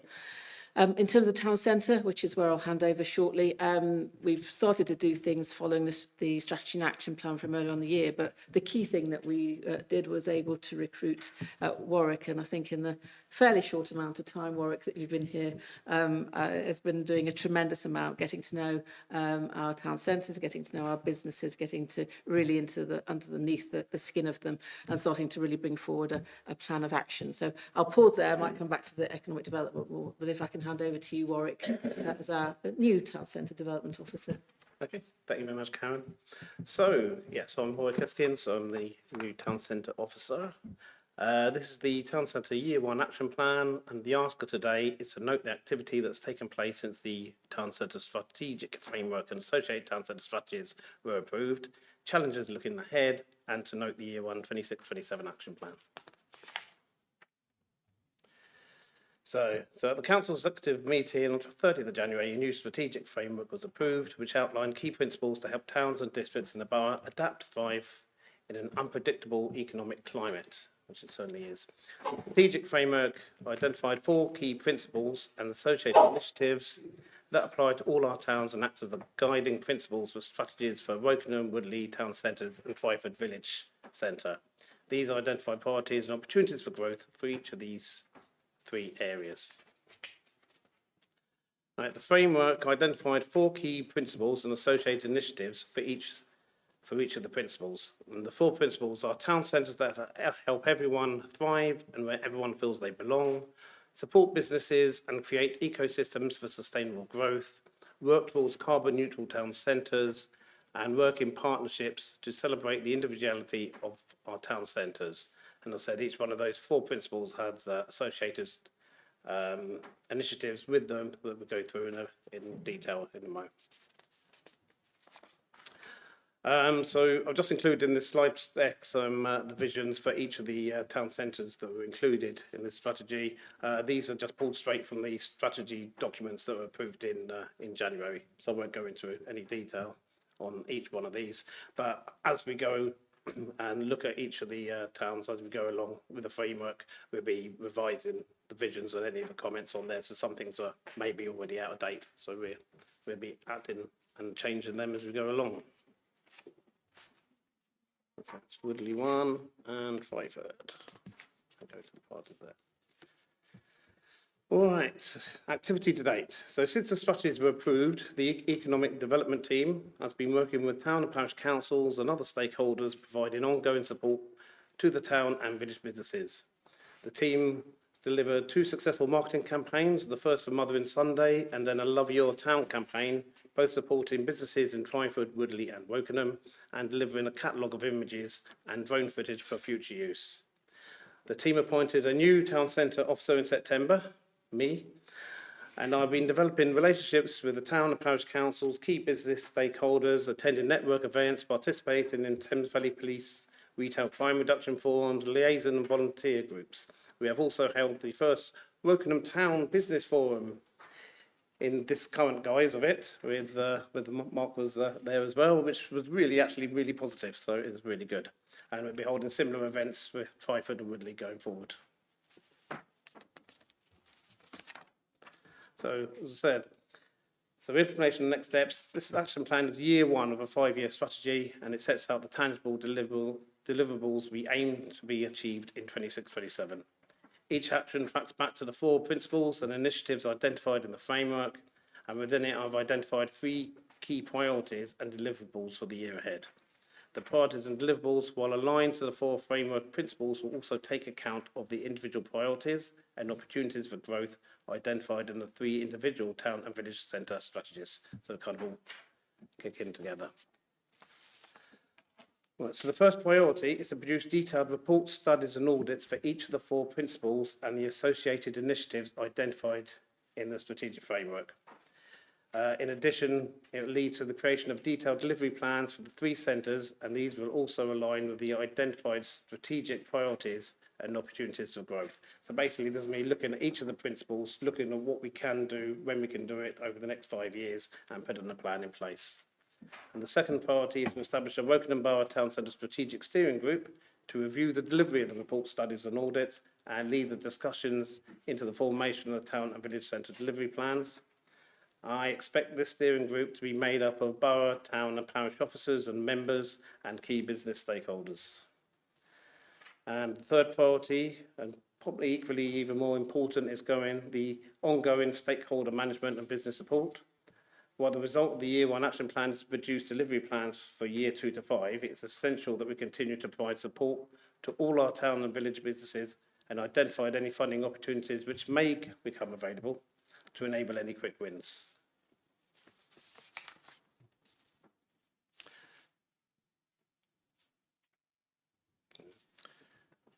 So, engagement to date. First of all, our internal colleagues. So many of the strategies and initiatives put in place by our colleagues across the council will have a direct or indirect impact on our town and village centres, from highways and transport through the communities, adult and youth offers, climate, arts and culture. So it's essential we work alongside and liaise with them as we develop our own delivery plans. We've been through various internal governance meetings, providing excellent advice and support as we've been going along. And we've had extensive engagement with external stakeholders across Wokingham, Woodley and Twyford, including town and parish councils, Thames Valley Police, volunteer groups and the town and village businesses themselves. So on to the actual action plans. So the first principle was town centres that help everyone thrive and where everyone feels they belong. So the attempt is to create a village centres which are vibrant, have extensive market events and experiences, develop a year-round cultural programme including advance and performance, look at developing or enhancing outdoor performance spaces. So the year one deliverable would be to produce a detailed report identifying current markets, events and existing performance spaces for Wokingham, Woodley and Twyford, and we're going to assess the feasibility and appetite for developing performance spaces, including future funding opportunities if there are any. Report to include any recommendations for any expansion of markets and events. And the second one was accessible towns. Produce a comprehensive report on current accessibility in our towns and parishes, specifically Wokingham, Woodley and Twyford to begin with, together with recommendations for further enhancements. This is access to the towns, in and around the towns. And as well as this is to produce a guide for town centre businesses for those wanting to improve the accessible and inclusive experience offered to their customers and employees. So we'll be looking at around lots of information, visit Britain, visit England, and producing a concise offer for the businesses to use. And the next one is crime reduction, which I think is really keen and one I'm quite passionate about. So on this one, we'll be carrying out an audit of existing crime reduction measures in our towns and parishes. And the scope of that will include current partnership working with Thames Valley Police and the PCC while he's still about, and the neighbourhood policing. Use of the DISC reporting system with the town and parish centres, adequacy of CCTV coverage, and current safeguarding measures in place throughout the nighttime economy. And also include a feasibility review on the appetite for the creation of a formal business crime reduction partnership, which is quite important if you want to attract some of the big businesses and retail people to your town centres, because they do look for that to be in place. So the next one is support businesses and create ecosystems for sustainable growth. And the first one is attracting new business. To increase footfall by encouraging everyone to use high streets and town centres and deliver initiatives to attract new visitors and support inward investment and encourage innovation by attracting new high street businesses. So again, on this one, we'll be carrying out a review and a report on the feasibility and appetite for the creation of a Wokingham Area Business Improvement District.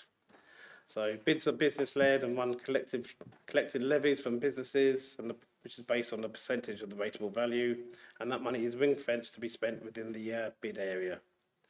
So what we'll be looking at is the options available, including extensive internal and external stakeholder engagement. Bids have been looked for before in Wokingham and Woodley, but the world of bids has moved on, and could even have an area bid, or there is also community improvement districts now, which are also available, but are based on kind of smaller areas. So I'll be looking at all that and looking at the appetite and the possibility of putting them in. And then obviously business support has to establish town and parish centre partnerships, which we've started to do, which will ensure the specific requirements for businesses, business support are identified and developed. Keep businesses updated with town and parish statistics from footfall and parking data, which I've already started putting together. Relevant industry updates to make sure the businesses are aware of everything that's happening, legislation changes, and any grant funding opportunities they may have. That'd be like working with the business hub and people like that as well.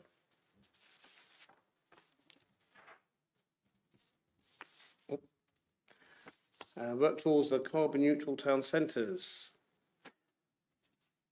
So viable options for public transport and active travel, and this goes back to what I was talking about. We really need to make sure we're talking about with all the internal stakeholders. So because I want to carry out a study and produce a report on the adequacy of current public transport and the active travel options in and around our town and parish centres. So including existing cycle, walking strategies, bus strategies and my journey. Again, I don't want to reinvent the wheel, pardon the pun, but to ensure existing strategies feed into the town centre strategy. So carrying out a gap analysis to make sure that everything's included and everything that is being done in the borough-wide strategies for transport does have the correct impact on the town centres that we want. And the other one is to support transition to EV. So really that's just going to feed into delivery of the Wokingham Borough Climate Emergency Plan and through providing business engagement around the transition to carbon neutral businesses. So again, this is talking to the businesses and just feeding into the current strategy that we have in the borough. And the last one is to work in partnership to celebrate the individuality of our town centres.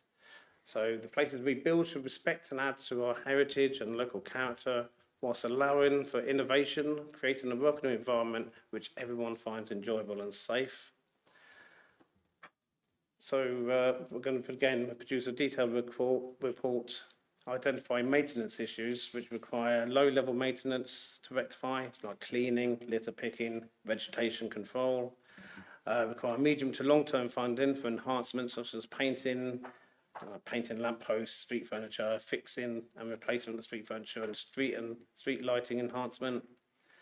And also want to look at requiring the retail owners and landlords to ensure their privately owned areas, including shop fronts and service yards, are well maintained, which I think in a fair issue is not being done at the moment by a few businesses. It's a difficult conversation to have with them, but it's one that we need to have. And everything we'll be doing there will be working with the town and parish councils. And then town and village connectivity. So this kind of wayfinding projects to produce a detailed report of current wayfinding and information boards throughout our towns and parishes. Identify potential enhancements, considering current projects in place. And it's been great to see that we've got the new finger posts have been installed right throughout Wokingham. I don't know if everyone's noticed them. There's a fair few new posts that's gone through. So that's really good. So we'll be looking at those and looking what else can be done to enhance. And the same for Woodley and Twyford. And also looking at the current signage to make sure it's clean and it's not hidden by bushes and vegetation, and they can be removed if they are. And then finally, it's business partnership. And that goes back to the establishment of the Wokingham Borough Town Centre Strategic Steering Group, which I covered earlier on. So I won't go through all that again. And that's basically it for the plans. So I did that quite quickly. As we've had a long meeting so far. So any questions there? Warwick, thank you for that. That's a huge amount of information imparted in a very short period of time, and that's great. Thank you. Pauline first. Thank you, Warwick. That's really interesting. Couple of questions. What made you pick Twyford, Woodley and Wokingham? Will this create a two-tier approach where places like Shinfield will lose out? You've got no spending here at all because you're saying that everything's going to be done with existing resources. What would the existing resources have been doing that they're not going to be doing now in order to do this? Is it really fair that it's got no cost, or is there something else being cancelled, or what's the implications of that? Well, the reason for the Twyford, Woodley and Wokingham, when the main strategy framework was originally completed, that came up with, they were our three main centres through the borough, and that's why they concentrated on them. The rest of the centres are included, and they will be coming on as we go along. But it's just they picked the three larger centres to begin the strategy with. As to the costs, the main cost on the resource for this year one is me. So basically, that is the cost is me carrying out the reports, the audits, looking at everything, and coming up with what we need to do going forward. If we do identify any funding pots on the way, then obviously we will utilise that. But the reason there's no costs in there, an existing costs, is basically most of the cost is me. So if this is new, what would you have been doing that you aren't doing now in order to do this? I wasn't. I think the funding was put in place to recruit me to be able to do this. So, yeah. So there is a cost. Well, the cost is me. The cost is Warwick, so which we had agreed for funding for this year. It's a 2-year post. So without Warwick, we wouldn't be doing any of this. And I think that's where you see in the activity we had a strategy, but we did a few things earlier on in the year, but with really limited resource. We're only going to start doing things now we've got Warwick in post. So there is a cost, it's just not shown on paper. Well, yeah, I mean, yes, there is a cost, yeah, but the cost is one that we found and had approved. So I guess the point is there's no additional costs related to the activities listed on the action plan, if that helps. Yeah, I mean, to be transparent, you probably should have put the one FTE. You wouldn't want to put somebody's salary on it if it's only one person, but to actually indicate that there is some cost on the page would be more transparent, I think. You obviously don't want to put the money on there, but you could still put, one person or whatever. I was going to say, did we not cover some of this off in the MTFB on place and growth? So I think Yeah, I'm just saying this paper says there is no cost, and it's not accurate. Oh, so, yeah, sorry, I'm with you. I think that's a fair point, yeah. Sorry, I just wanted to sense check that we had been through this in the MTFB a couple of weeks, but I think Paulie's... No, I'm not Paulie's arguing point- about the cost. Paulie's I'm point just is saying valid. that this paper doesn't have it in it. Yeah, your point is valid, I agree. And will you be making the things, because you said you're starting off with Twyford, Woodley and Woking, which, well, it's interesting because I think Wokingham's had a lot of money spent on it already, whilst Twyford's probably catching up and Woodley is further behind. So the question about balancing and fairness might come into it over the three of them. But will places like Shinfield and Early or whatever get at least the products that have come out of some of this to use? And there's things like you're talking about the public transport stuff. Now, the Highways Department's done an enormous amount of work on the BSIP and the public transport strategy. I hate to see that redone, but I would also hate to see these being the only focuses of that. So, if you're going to recommend public transport to shops, to be fair to the people that run them, you need to be even-handed between the three places you've picked out here and other places like Shinfield, like Alderfield, like Early, like whatever, that might also need the same sort of support. Just before you answer, I think I was going to add, at the last scrutiny meeting, we were looking at some of that transport planning and bus routes and the future designs of contracts in the future. And I want to make sure that the work, picking up from Pauline's comment, that we're feeding, or you're feeding into that, so that we're not reinventing the wheel, but also getting the benefit of that extra view from the work you're doing into the work about reshaping bus contracts. Yeah, I've read your meetings with Rebecca Brooks on it, so we're kind of working in tandem on it, so we both know. So the question of fairness and the avoidance of a two-tier borough? Yeah, I mean, it's a fair point. We've got to start somewhere. I mean, we haven't had a town centre officer, I don't think, ever of the calibre of Warwick. And the spotlight is very much going to be on Woodley to start with, and not Wokingham. And we've already started that great work, haven't we? We went for the forum in Wokingham because of the traffic build-up and probably the motion in council to say that we ought to charge or give away 1 hour's free car parking. So we just took that opportunity.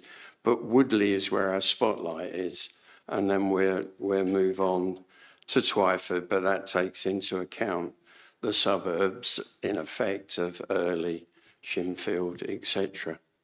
Yeah. Does it directly relate? Well, it is, because I Catherine mean, first. I think I feel this even more strongly than Pauline, that personally, I would rather see money spent on village centres and being able to walk to the shops or drive for 5 minutes to the shops instead of, going to Woodley or Wokingham or, Woodley or Wokingham or Reading, actually. But, I'd just like to see more dispersed around and less in the towns. And I mean, that contributes to the Climate Emergency Action Plan, apart from anything else. Dare I say it, 5-minute villages or at least 15-minute walk villages. But I mean, I think Shinfield is already, Shinfield this time last year became a 15-minute village because it's got a little, and there's a lot of housing from which you can walk to that little. Not saying everyone does, but there's a lot of it's within walking distance of a lot. Whereas Spencer's Wood has absolutely nothing like that. You've got to drive. But that's my say, that I wouldn't spend money on the towns at all. Sorry, to be clear, I'm not saying that. What I'm saying is we need to avoid having a two-tier borough. Yeah, which I think is a fair point, and it's something that is built into what we're building from our strategy. I'm not sure our town centre businesses would agree with you, Catherine. Yeah, it's an interesting observation. I mean, what we've done in regenerating our towns is that, and Woodley needs to have the spotlight on it, is making them experiential and actually bringing our residents to our town. I mean, they're literally in Wokingham right now. They walk down the stairs out the front door and into our businesses. So, but I really understand that we've got these communities that are blossoming everywhere, and it is about the economy stupid. We definitely have to support economies in every locality. I've got Caroline, then Pauline again. Was it? It was just to follow on from that. One of the things you didn't mention, and maybe I've missed it, is banking. So I think when you're talking about transport and you're talking about availability of shops, you're talking about green travel, there is certainly a shortage of banking provision in Early. I don't know if there's any in Shinfield. I haven't noticed any. I don't think there's ever been any. There has been in Early, and it's not there anymore. There was in Woodley, and a lot of it's disappeared. I wonder if we could fold the provision of banking hubs into this strategy along a much wider list of places, because at the moment a lot of people are forced to drive into Reading to go to the bank, which is ridiculous. Yeah, totally agree. And we were promised a banking hub in Wokingham and nothing ever happened. Well provided compared to most. Yeah, no, thank you. That's very, very helpful. I think we picked that up. So, Yeah, and certainly our community lobbied for a banking hub in Wokingham, and we were actually sort of refused it, weren't we, back in the day? Yeah, I think the difference with Wokingham is there are 3, I think, banks or building societies that you could have an account with, whilst in Early I don't think we've got any now. Woodley's lost its NatWest. I don't know if it's got anything else. Shinfield hasn't got anything. I think it's much more of an urgent problem where you've got nothing, rather than something where you've got 3 and might. But I was extremely annoyed when they shut NatWest in Wokingham. Very annoyed. And then they said, oh, go to Woodley. And the next minute they shut that and told us to go to bloody Bracknell, which is ridiculous. So it's not helping any sort of green aspirations you might have. I think that's really good feedback. Thank you very much. Yeah. Caroline. Totally different subject. I was interested in your steering group. When I was part of the business community beforehand, it was very difficult to get many larger businesses involved. And I just wondered how the first meeting went and how you're going to increase, because we tried to get the larger retailers in, but no. Thank you. It is difficult with the larger retailers because obviously they just have managers within the store, and the managers maybe not have the same thought process or what they incentive or what they want to do going forward. And also they change all the time as well, so you never get a consistent manager. Some do, some stay a long time, but often they change. So it is really difficult with the larger retailers. But the medium to small ones are engaging. And the one we had in Wokingham was a fair few engaged on that. I got one in Twyford in the new year, hopefully, and and Woodley. So, but when we say larger retailers, in theory, apart from kind of the larger supermarkets now, in the town centres or village centres we haven't really got that many larger retailers. So we've got the Boots. Well, I mean by size. Understand? Obviously, we've got the Co-op Boots and those kind of ones in Wokingham. But as I said, Yeah, but we've got Asda in Early, we've got Lidl in Shinfield, we've got, so there's lots of big retailers. that's what I said. Apart from the large food ones, apart from large food apart from the large food retailers, we haven't got that many large retailers. In the building of our strategy, we had quite a lot of sort of outreach meetings, and Waitrose were really good, and we actually facilitated the sort of teaming up of the Waitrose across our town centres, which was quite interesting. So, which is what we're all about, is facilitating that collaboration. So, you know, in the building of our strategies, we did get quite a lot of input from those type of businesses. And even now, I mean, Tesco, who are suffering a little bit in Wokingham right now with the road closure, but they're really keen to get involved. So there's great opportunity here to answer your question. So I actually had a question on the concept of the bid. I mean, I've got some experience in that. Are we then going to expect at some point a capital or revenue bid to support the feasibility study? How are we going to, because that's a huge piece of work. It is a huge piece of work, yeah.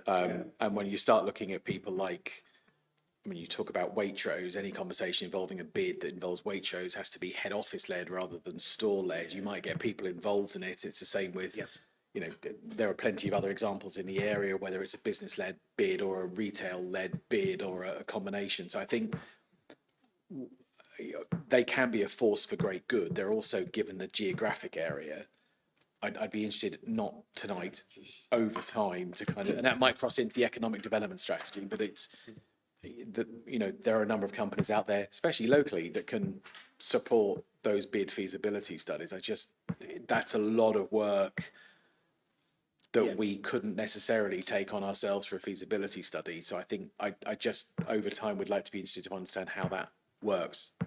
I mean, it's. I mean, we've flirted with bids for many years, and we've never got the economy of scale really, either in Woodley or Early or Wokingham. But there is a concept of an area bid now, which we're quite interested in exploring.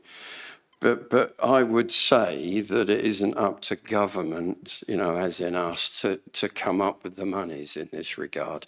So we're enabling business to lead. That's the strap line. So I would say definitely it's not incumbent upon local government to come up with the money in this case. It's definitely incumbent on us to collect that revenue, because that's our duty. And then all of that revenue, Warwick's got great experience in bids. In Newbury, he chaired the Newbury bid, so we've got the experience we need. But I don't think it's up to local government to fund that in any way. Sorry, and just to be really clear, I'm not talking about funding in terms of putting up all of the money, but you- there's a difference between funding and pump priming. Well, no, it's pump priming. I think if government takes that responsibility, it fails, I would say. But just going back onto the bids, it's apart from the actual main doing the feasibility study, which is a huge event, and you have to get British bids involved and a lot of things like that too, which there is a cost involved in that, obviously.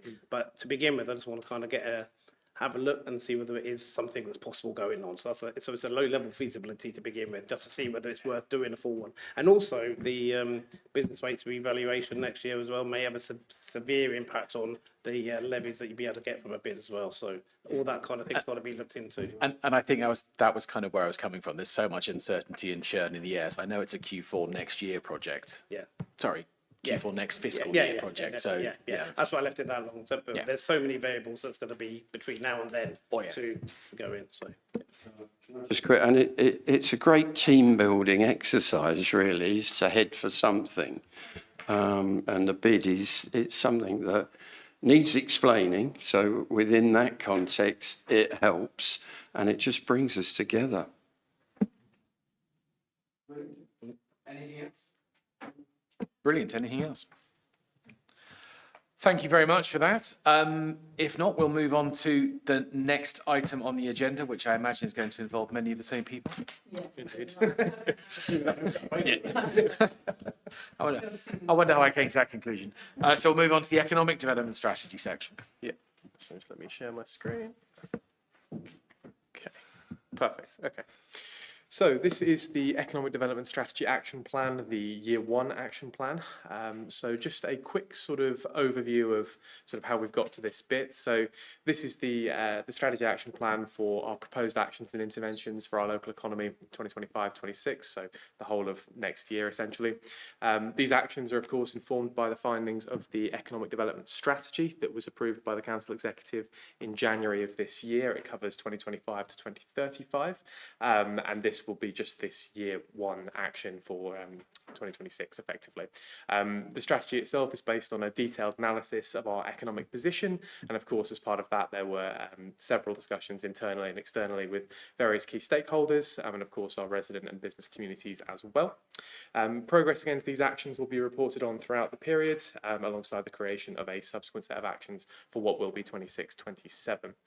Just a quick reference on the right hand side to the various different roles that we may be taking as part of fulfilling these actions. So some things we'll be delivering on ourselves. There may be a small amount of commissioning for some of the actions, some marketing pieces, both using our internal marketing teams, but potentially also externally as well, and some advocating for work that's being done by other areas of the council as well.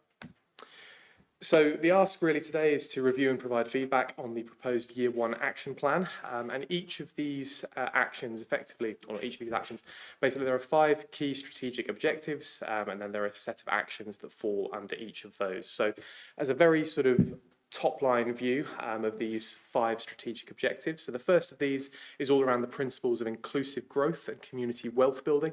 This is really where we're looking to deliver social value as a council and improve on our EDI. And been working very closely with Denise McCausland and Emily Higson on that as well. So making sure that the sort of EDI strategy, the forthcoming EDI strategy and its actions align with this. Secondly, we're looking to diversify the economy and maximise productivity. This is really around the sort of concept of an innovation ecosystem, collaborating with the University of Reading, the Prosperity and the Business Boards, and a sort of forthcoming piece of work we think is probably going to come out at a Berkshire level around an innovation strategy for Berkshire. So really sort of trying to get ahead of the game and feed into that. Thirdly, we've got increasing business innovation and competitiveness. So here the sort of core concept is about creating a cohesive and clearly defined business offer, and this is cross-council. This isn't just economic development. There'll be other areas feeding in, procurement being a huge one. And this is really around building relationships principally with our large corporate businesses. That's something that we're cognizant is something we perhaps wanted to do more in the past, but are really looking to sort of ramp that up. But also working with SMEs is especially key as well. On the fourth point here, we have improving skills, employability and tackling inequalities. And there's three key actions that will be coming out of this that I'll talk about later.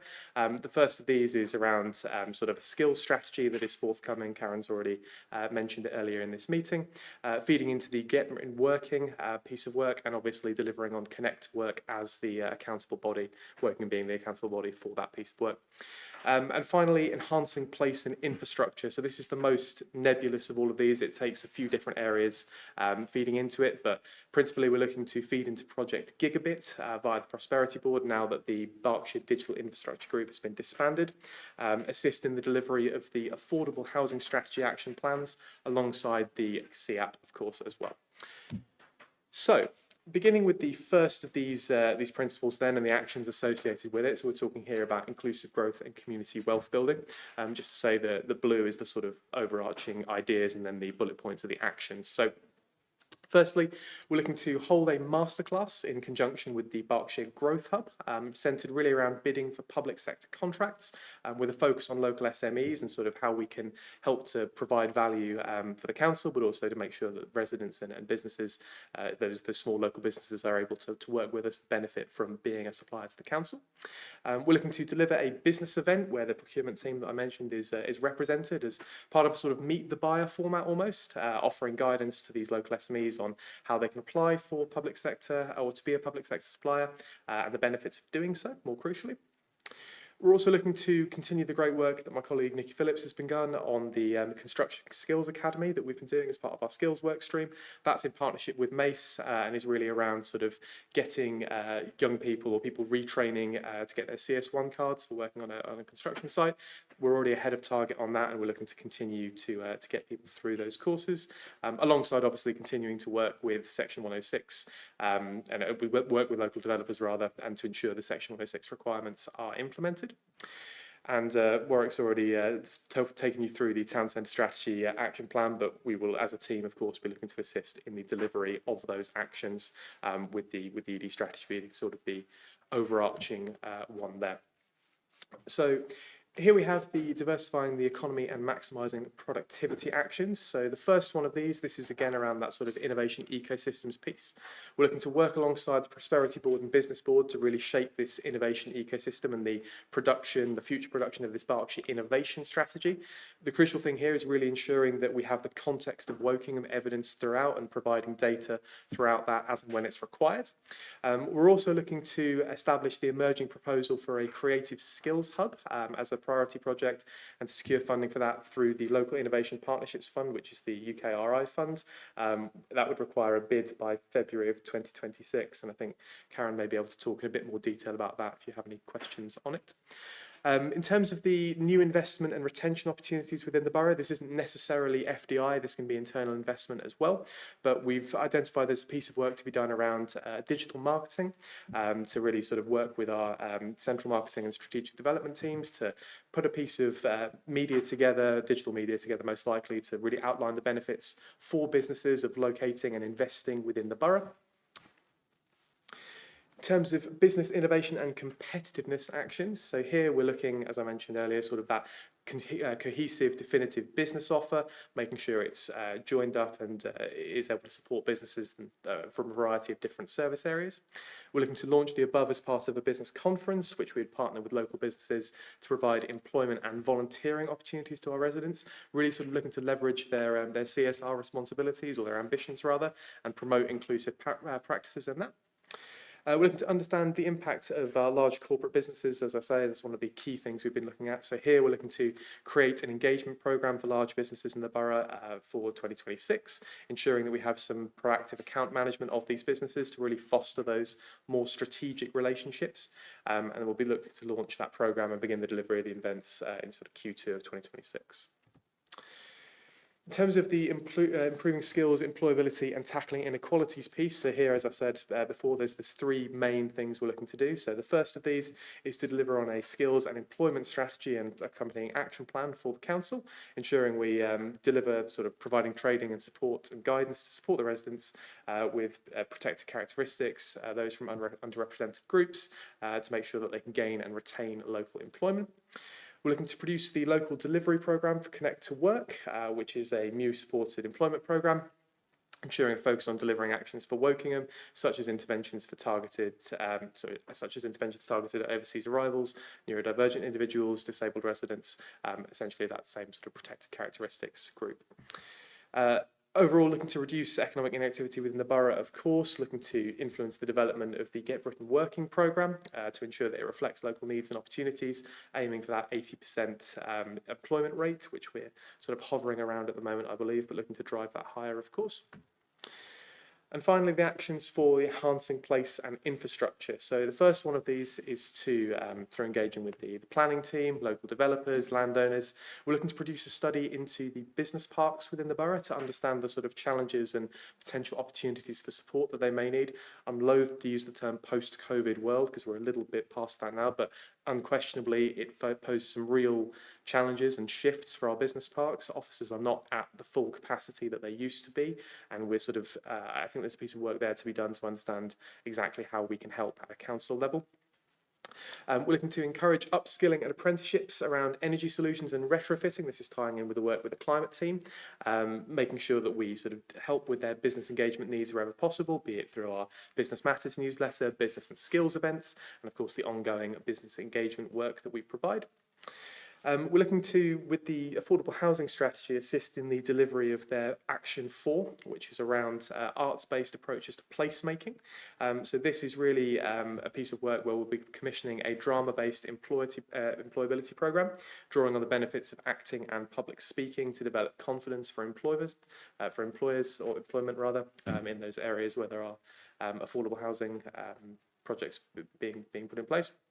And finally, on improving digital connectivity across the borough, here we're looking to contribute a local evidence base into Project Gigabit, again by the Prosperity Board, around sort of areas of poor digital connectivity, looking to actively engage with initiatives, bidding for funding where relevant, as we have been previously, and that will aim to improve the digital connectivity for our residents and businesses. So I think, if I've kept that to time, welcome any questions. Wow. Before I go to Pauline, thank you. That's a incredibly detailed, again, action-packed summary in a short period of time. I smiled a couple of times during that because it felt like going back slightly in time to the local enterprise partnership. Might be slightly telling of my previous employer. I'm not sure we crossed paths if you were in Berkshire when I was possibly not deputy chair. There's a lot of this, and I say this in kind of part seriousness because there's a lot of this. I'm pretty vocal in the fact that I think that getting rid of the local enterprise partnerships was a dumb idea. It was an absolutely monumentally stupid idea. And when you look at the overall impact of what the Thames Valley Berkshire LEP did, for every £1 that was invested through grant funding, it was delivering £10 back of GVA uplift. So the economic impact of scrapping the LEPs, especially in Berkshire, has been horrific.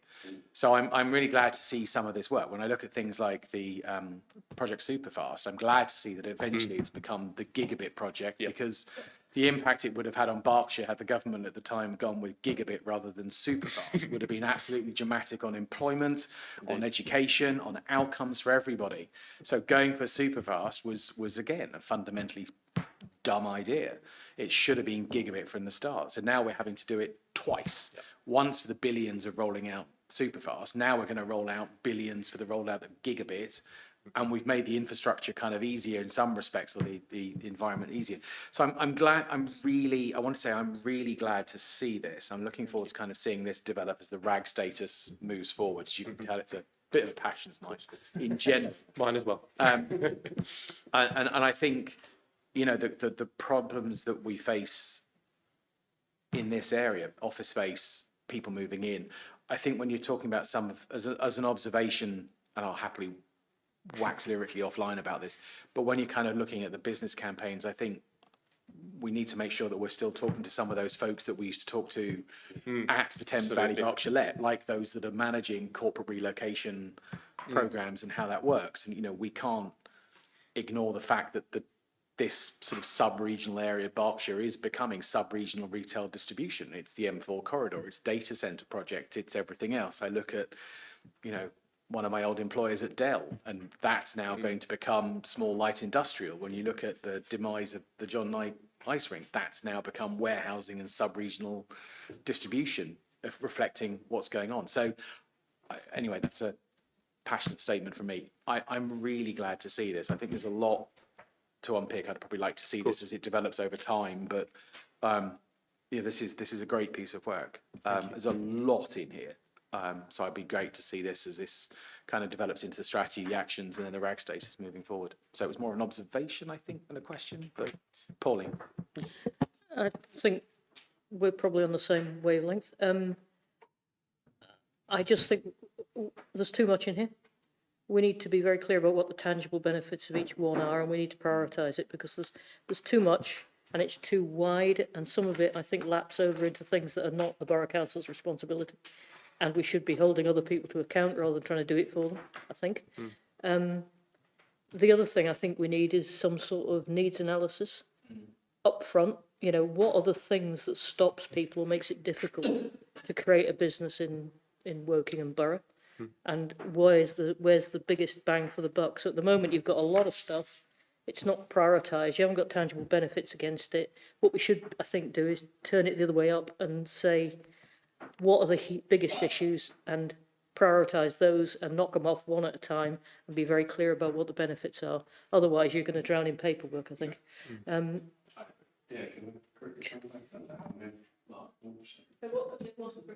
Oh, no, I understand. I mean, it was getting back to your observation about local enterprise partnerships. I mean, I actually got involved as a councillor because of local enterprise partnerships. I was actually the first director for an SMEs on the Thames Valley Berkshire LEP. But it's all about being business-led and not government-led. And the problem we had is that government just put that blanket all over it in the end and swallowed it up. So we've got to stop that happening. And I totally agree. Yeah.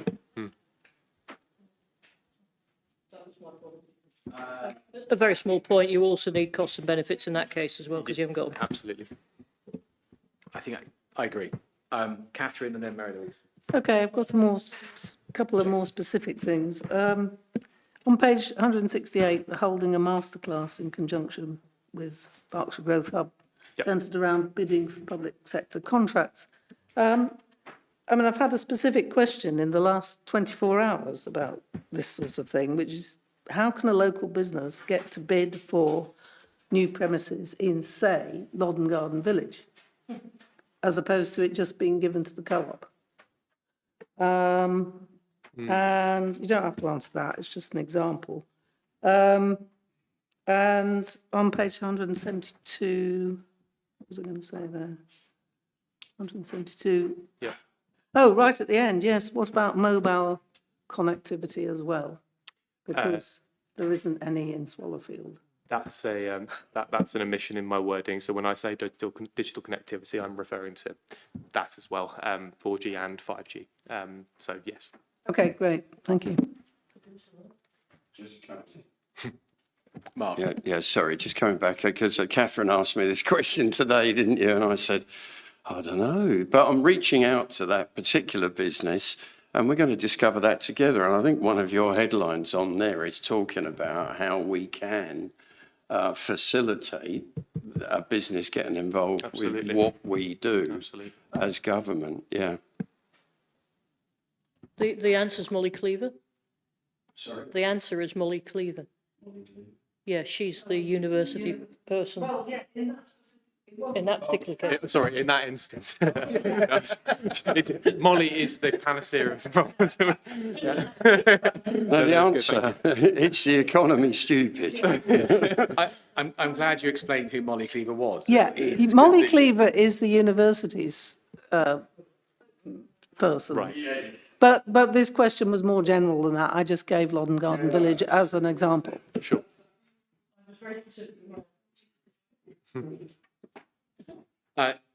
Jane first, then Mary Louise.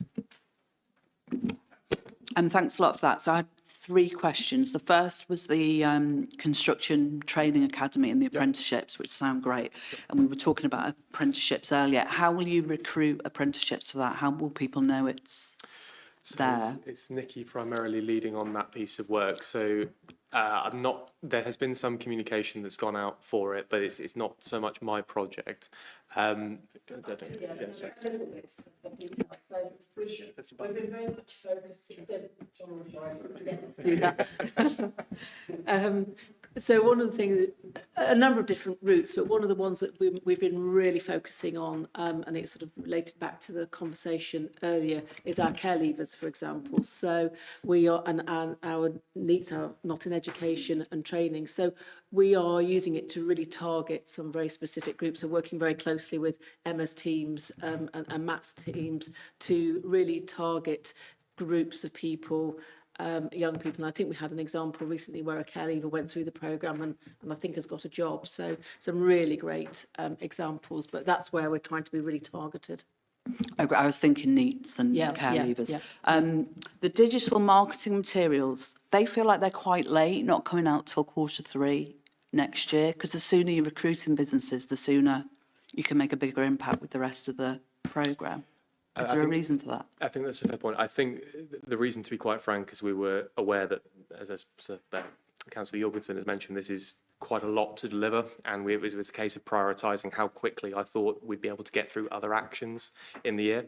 Ideally, absolutely, we would have that earlier rather than later, but I didn't want to peg us to sort of Q2 and then not deliver. So that's really why. But if we can deliver it earlier than that, we would look to. Yeah.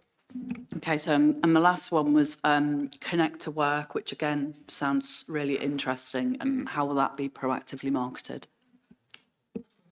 Sorry. I'll pick up now. Connect to Work. It feels I'm living and breathing it at the moment. So I think I can say it. Yes. So we've just appointed our so there's going to be a primary contractor, so it's a commissioned service through a prime contractor. So I'm just hesitating because we've just coming out of the standstill period from the tender, and I'm just sort of so I think we're okay, but I'm hesitating. I just think I can just feel yeah, I am pretty sure we're okay, but just perhaps for sensitivity, my sensitivity. So we're appointing a prime contractor.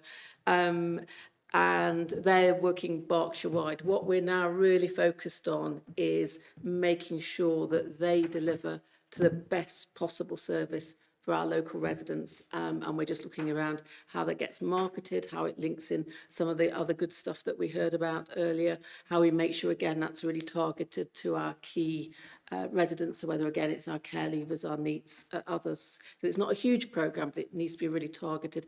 And then working with our local businesses to make sure that those people get into really sustainable jobs. So that's our absolute target. So having had the delight of being the accountable body for the overall programme for Berkshire, so we've had to put all of that in place, work with DWP, procure it, we're just going into the mobilisation phase this Friday.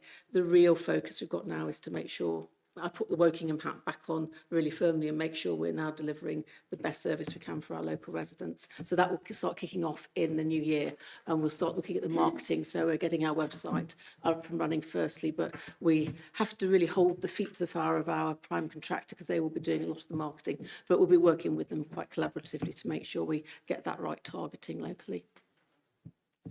Mary-Louise.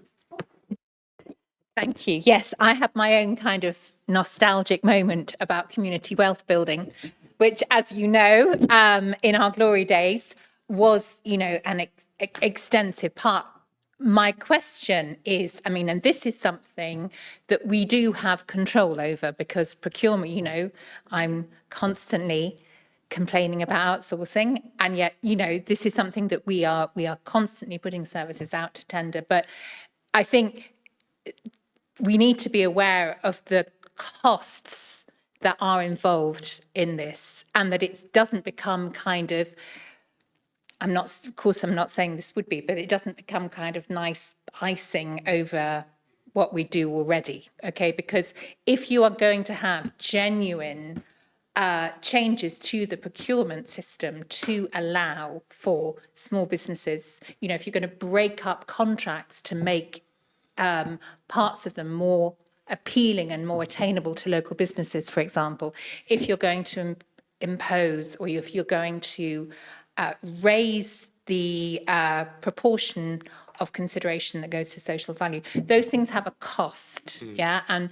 that is a political choice as well as a sort of, you know, a financial choice. It's a choice about priorities. It's a choice about what we want our money or our residents' money to be actually buying, yeah. So it is just something that I'm not sure that it can be merely facilitated. Yeah, it is something, I think it's hugely important.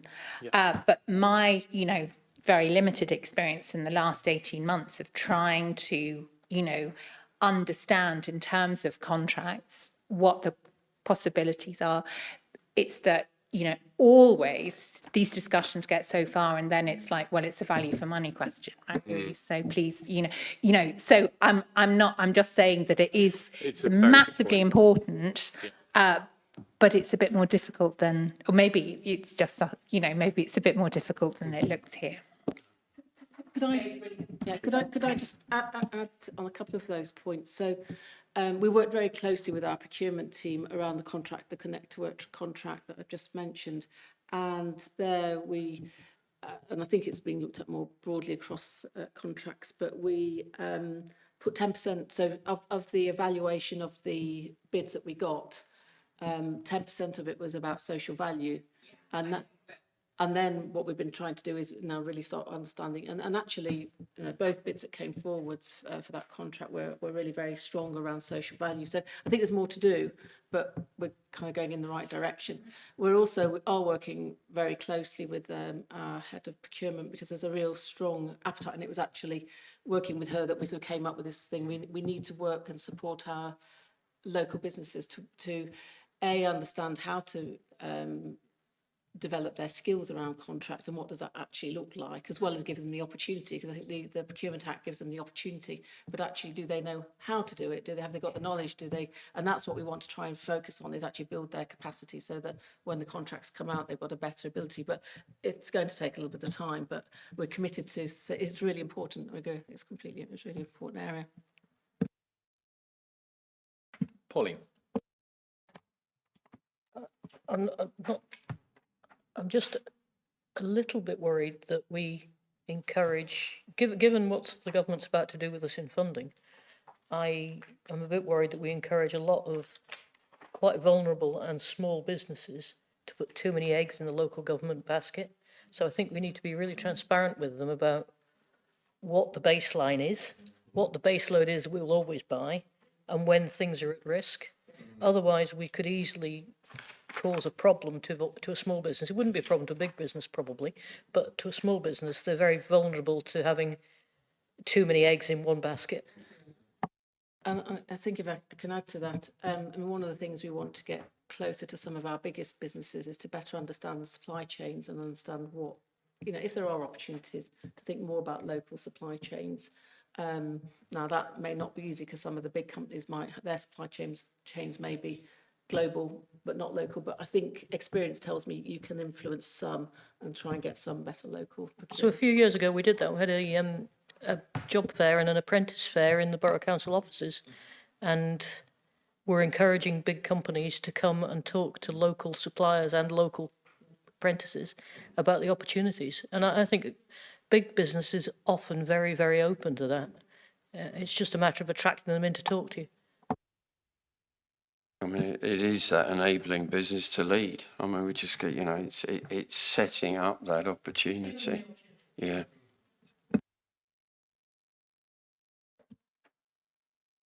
Anything else?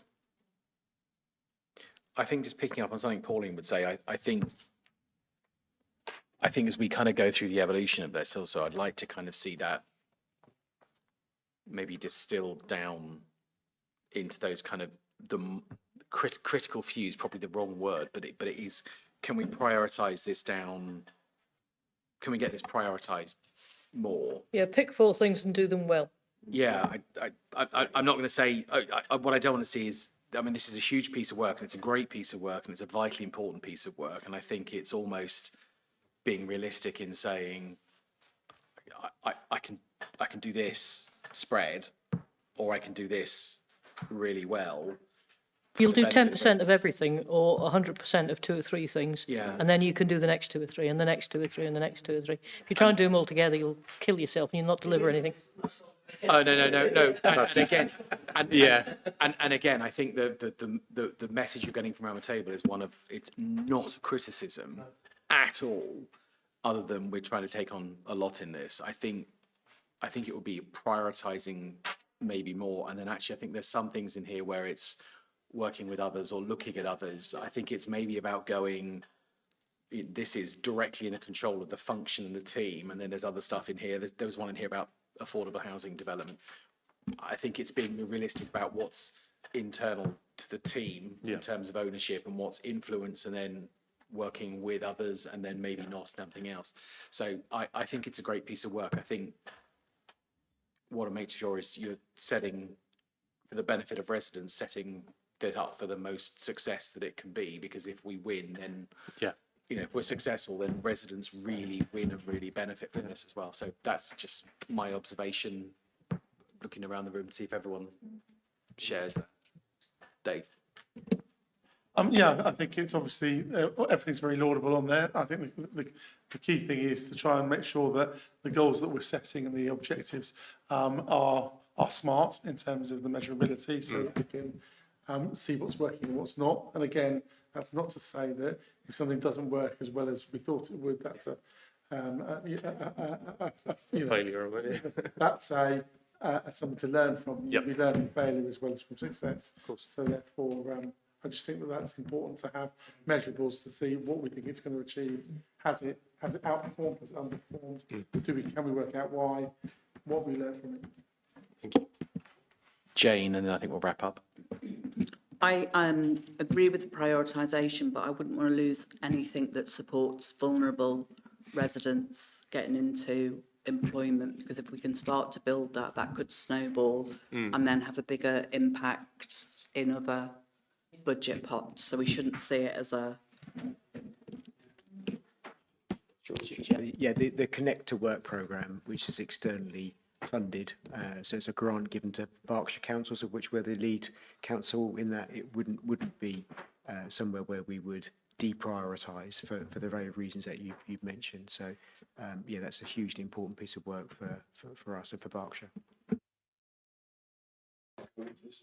Please do. Just, I mean, because you're going to wind up in a sec, aren't you? But I just, as lead member, I can't thank you enough for the feedback tonight and giving us the oxygen really to drill down and get some real action.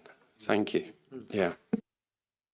And I guess, for the 2 items that we've had tonight from the team, thank you. There's a huge amount of good things in here. I think there's a lot of work to do, and there's a lot of work, I think, just to make sure that these are living documents. I think to Dave's point about coming up with smart, measurable, well, that's a definition of smart target, but having smart objectives in there, I think is really important. I think to Pauline and the other points that have been made, I think it's can we focus on, is there a way of focusing on the critical few, or just separating them out into those areas as well? But I think I'd like to say thank you. This has been 2 really excellent items of update. And with that, we will move on to the last 2 items on the agenda. But thank you very much. Right. Final 2 items on the agenda. Work programme. Any comments on the work programme or the action tracker, rather than going through them individually?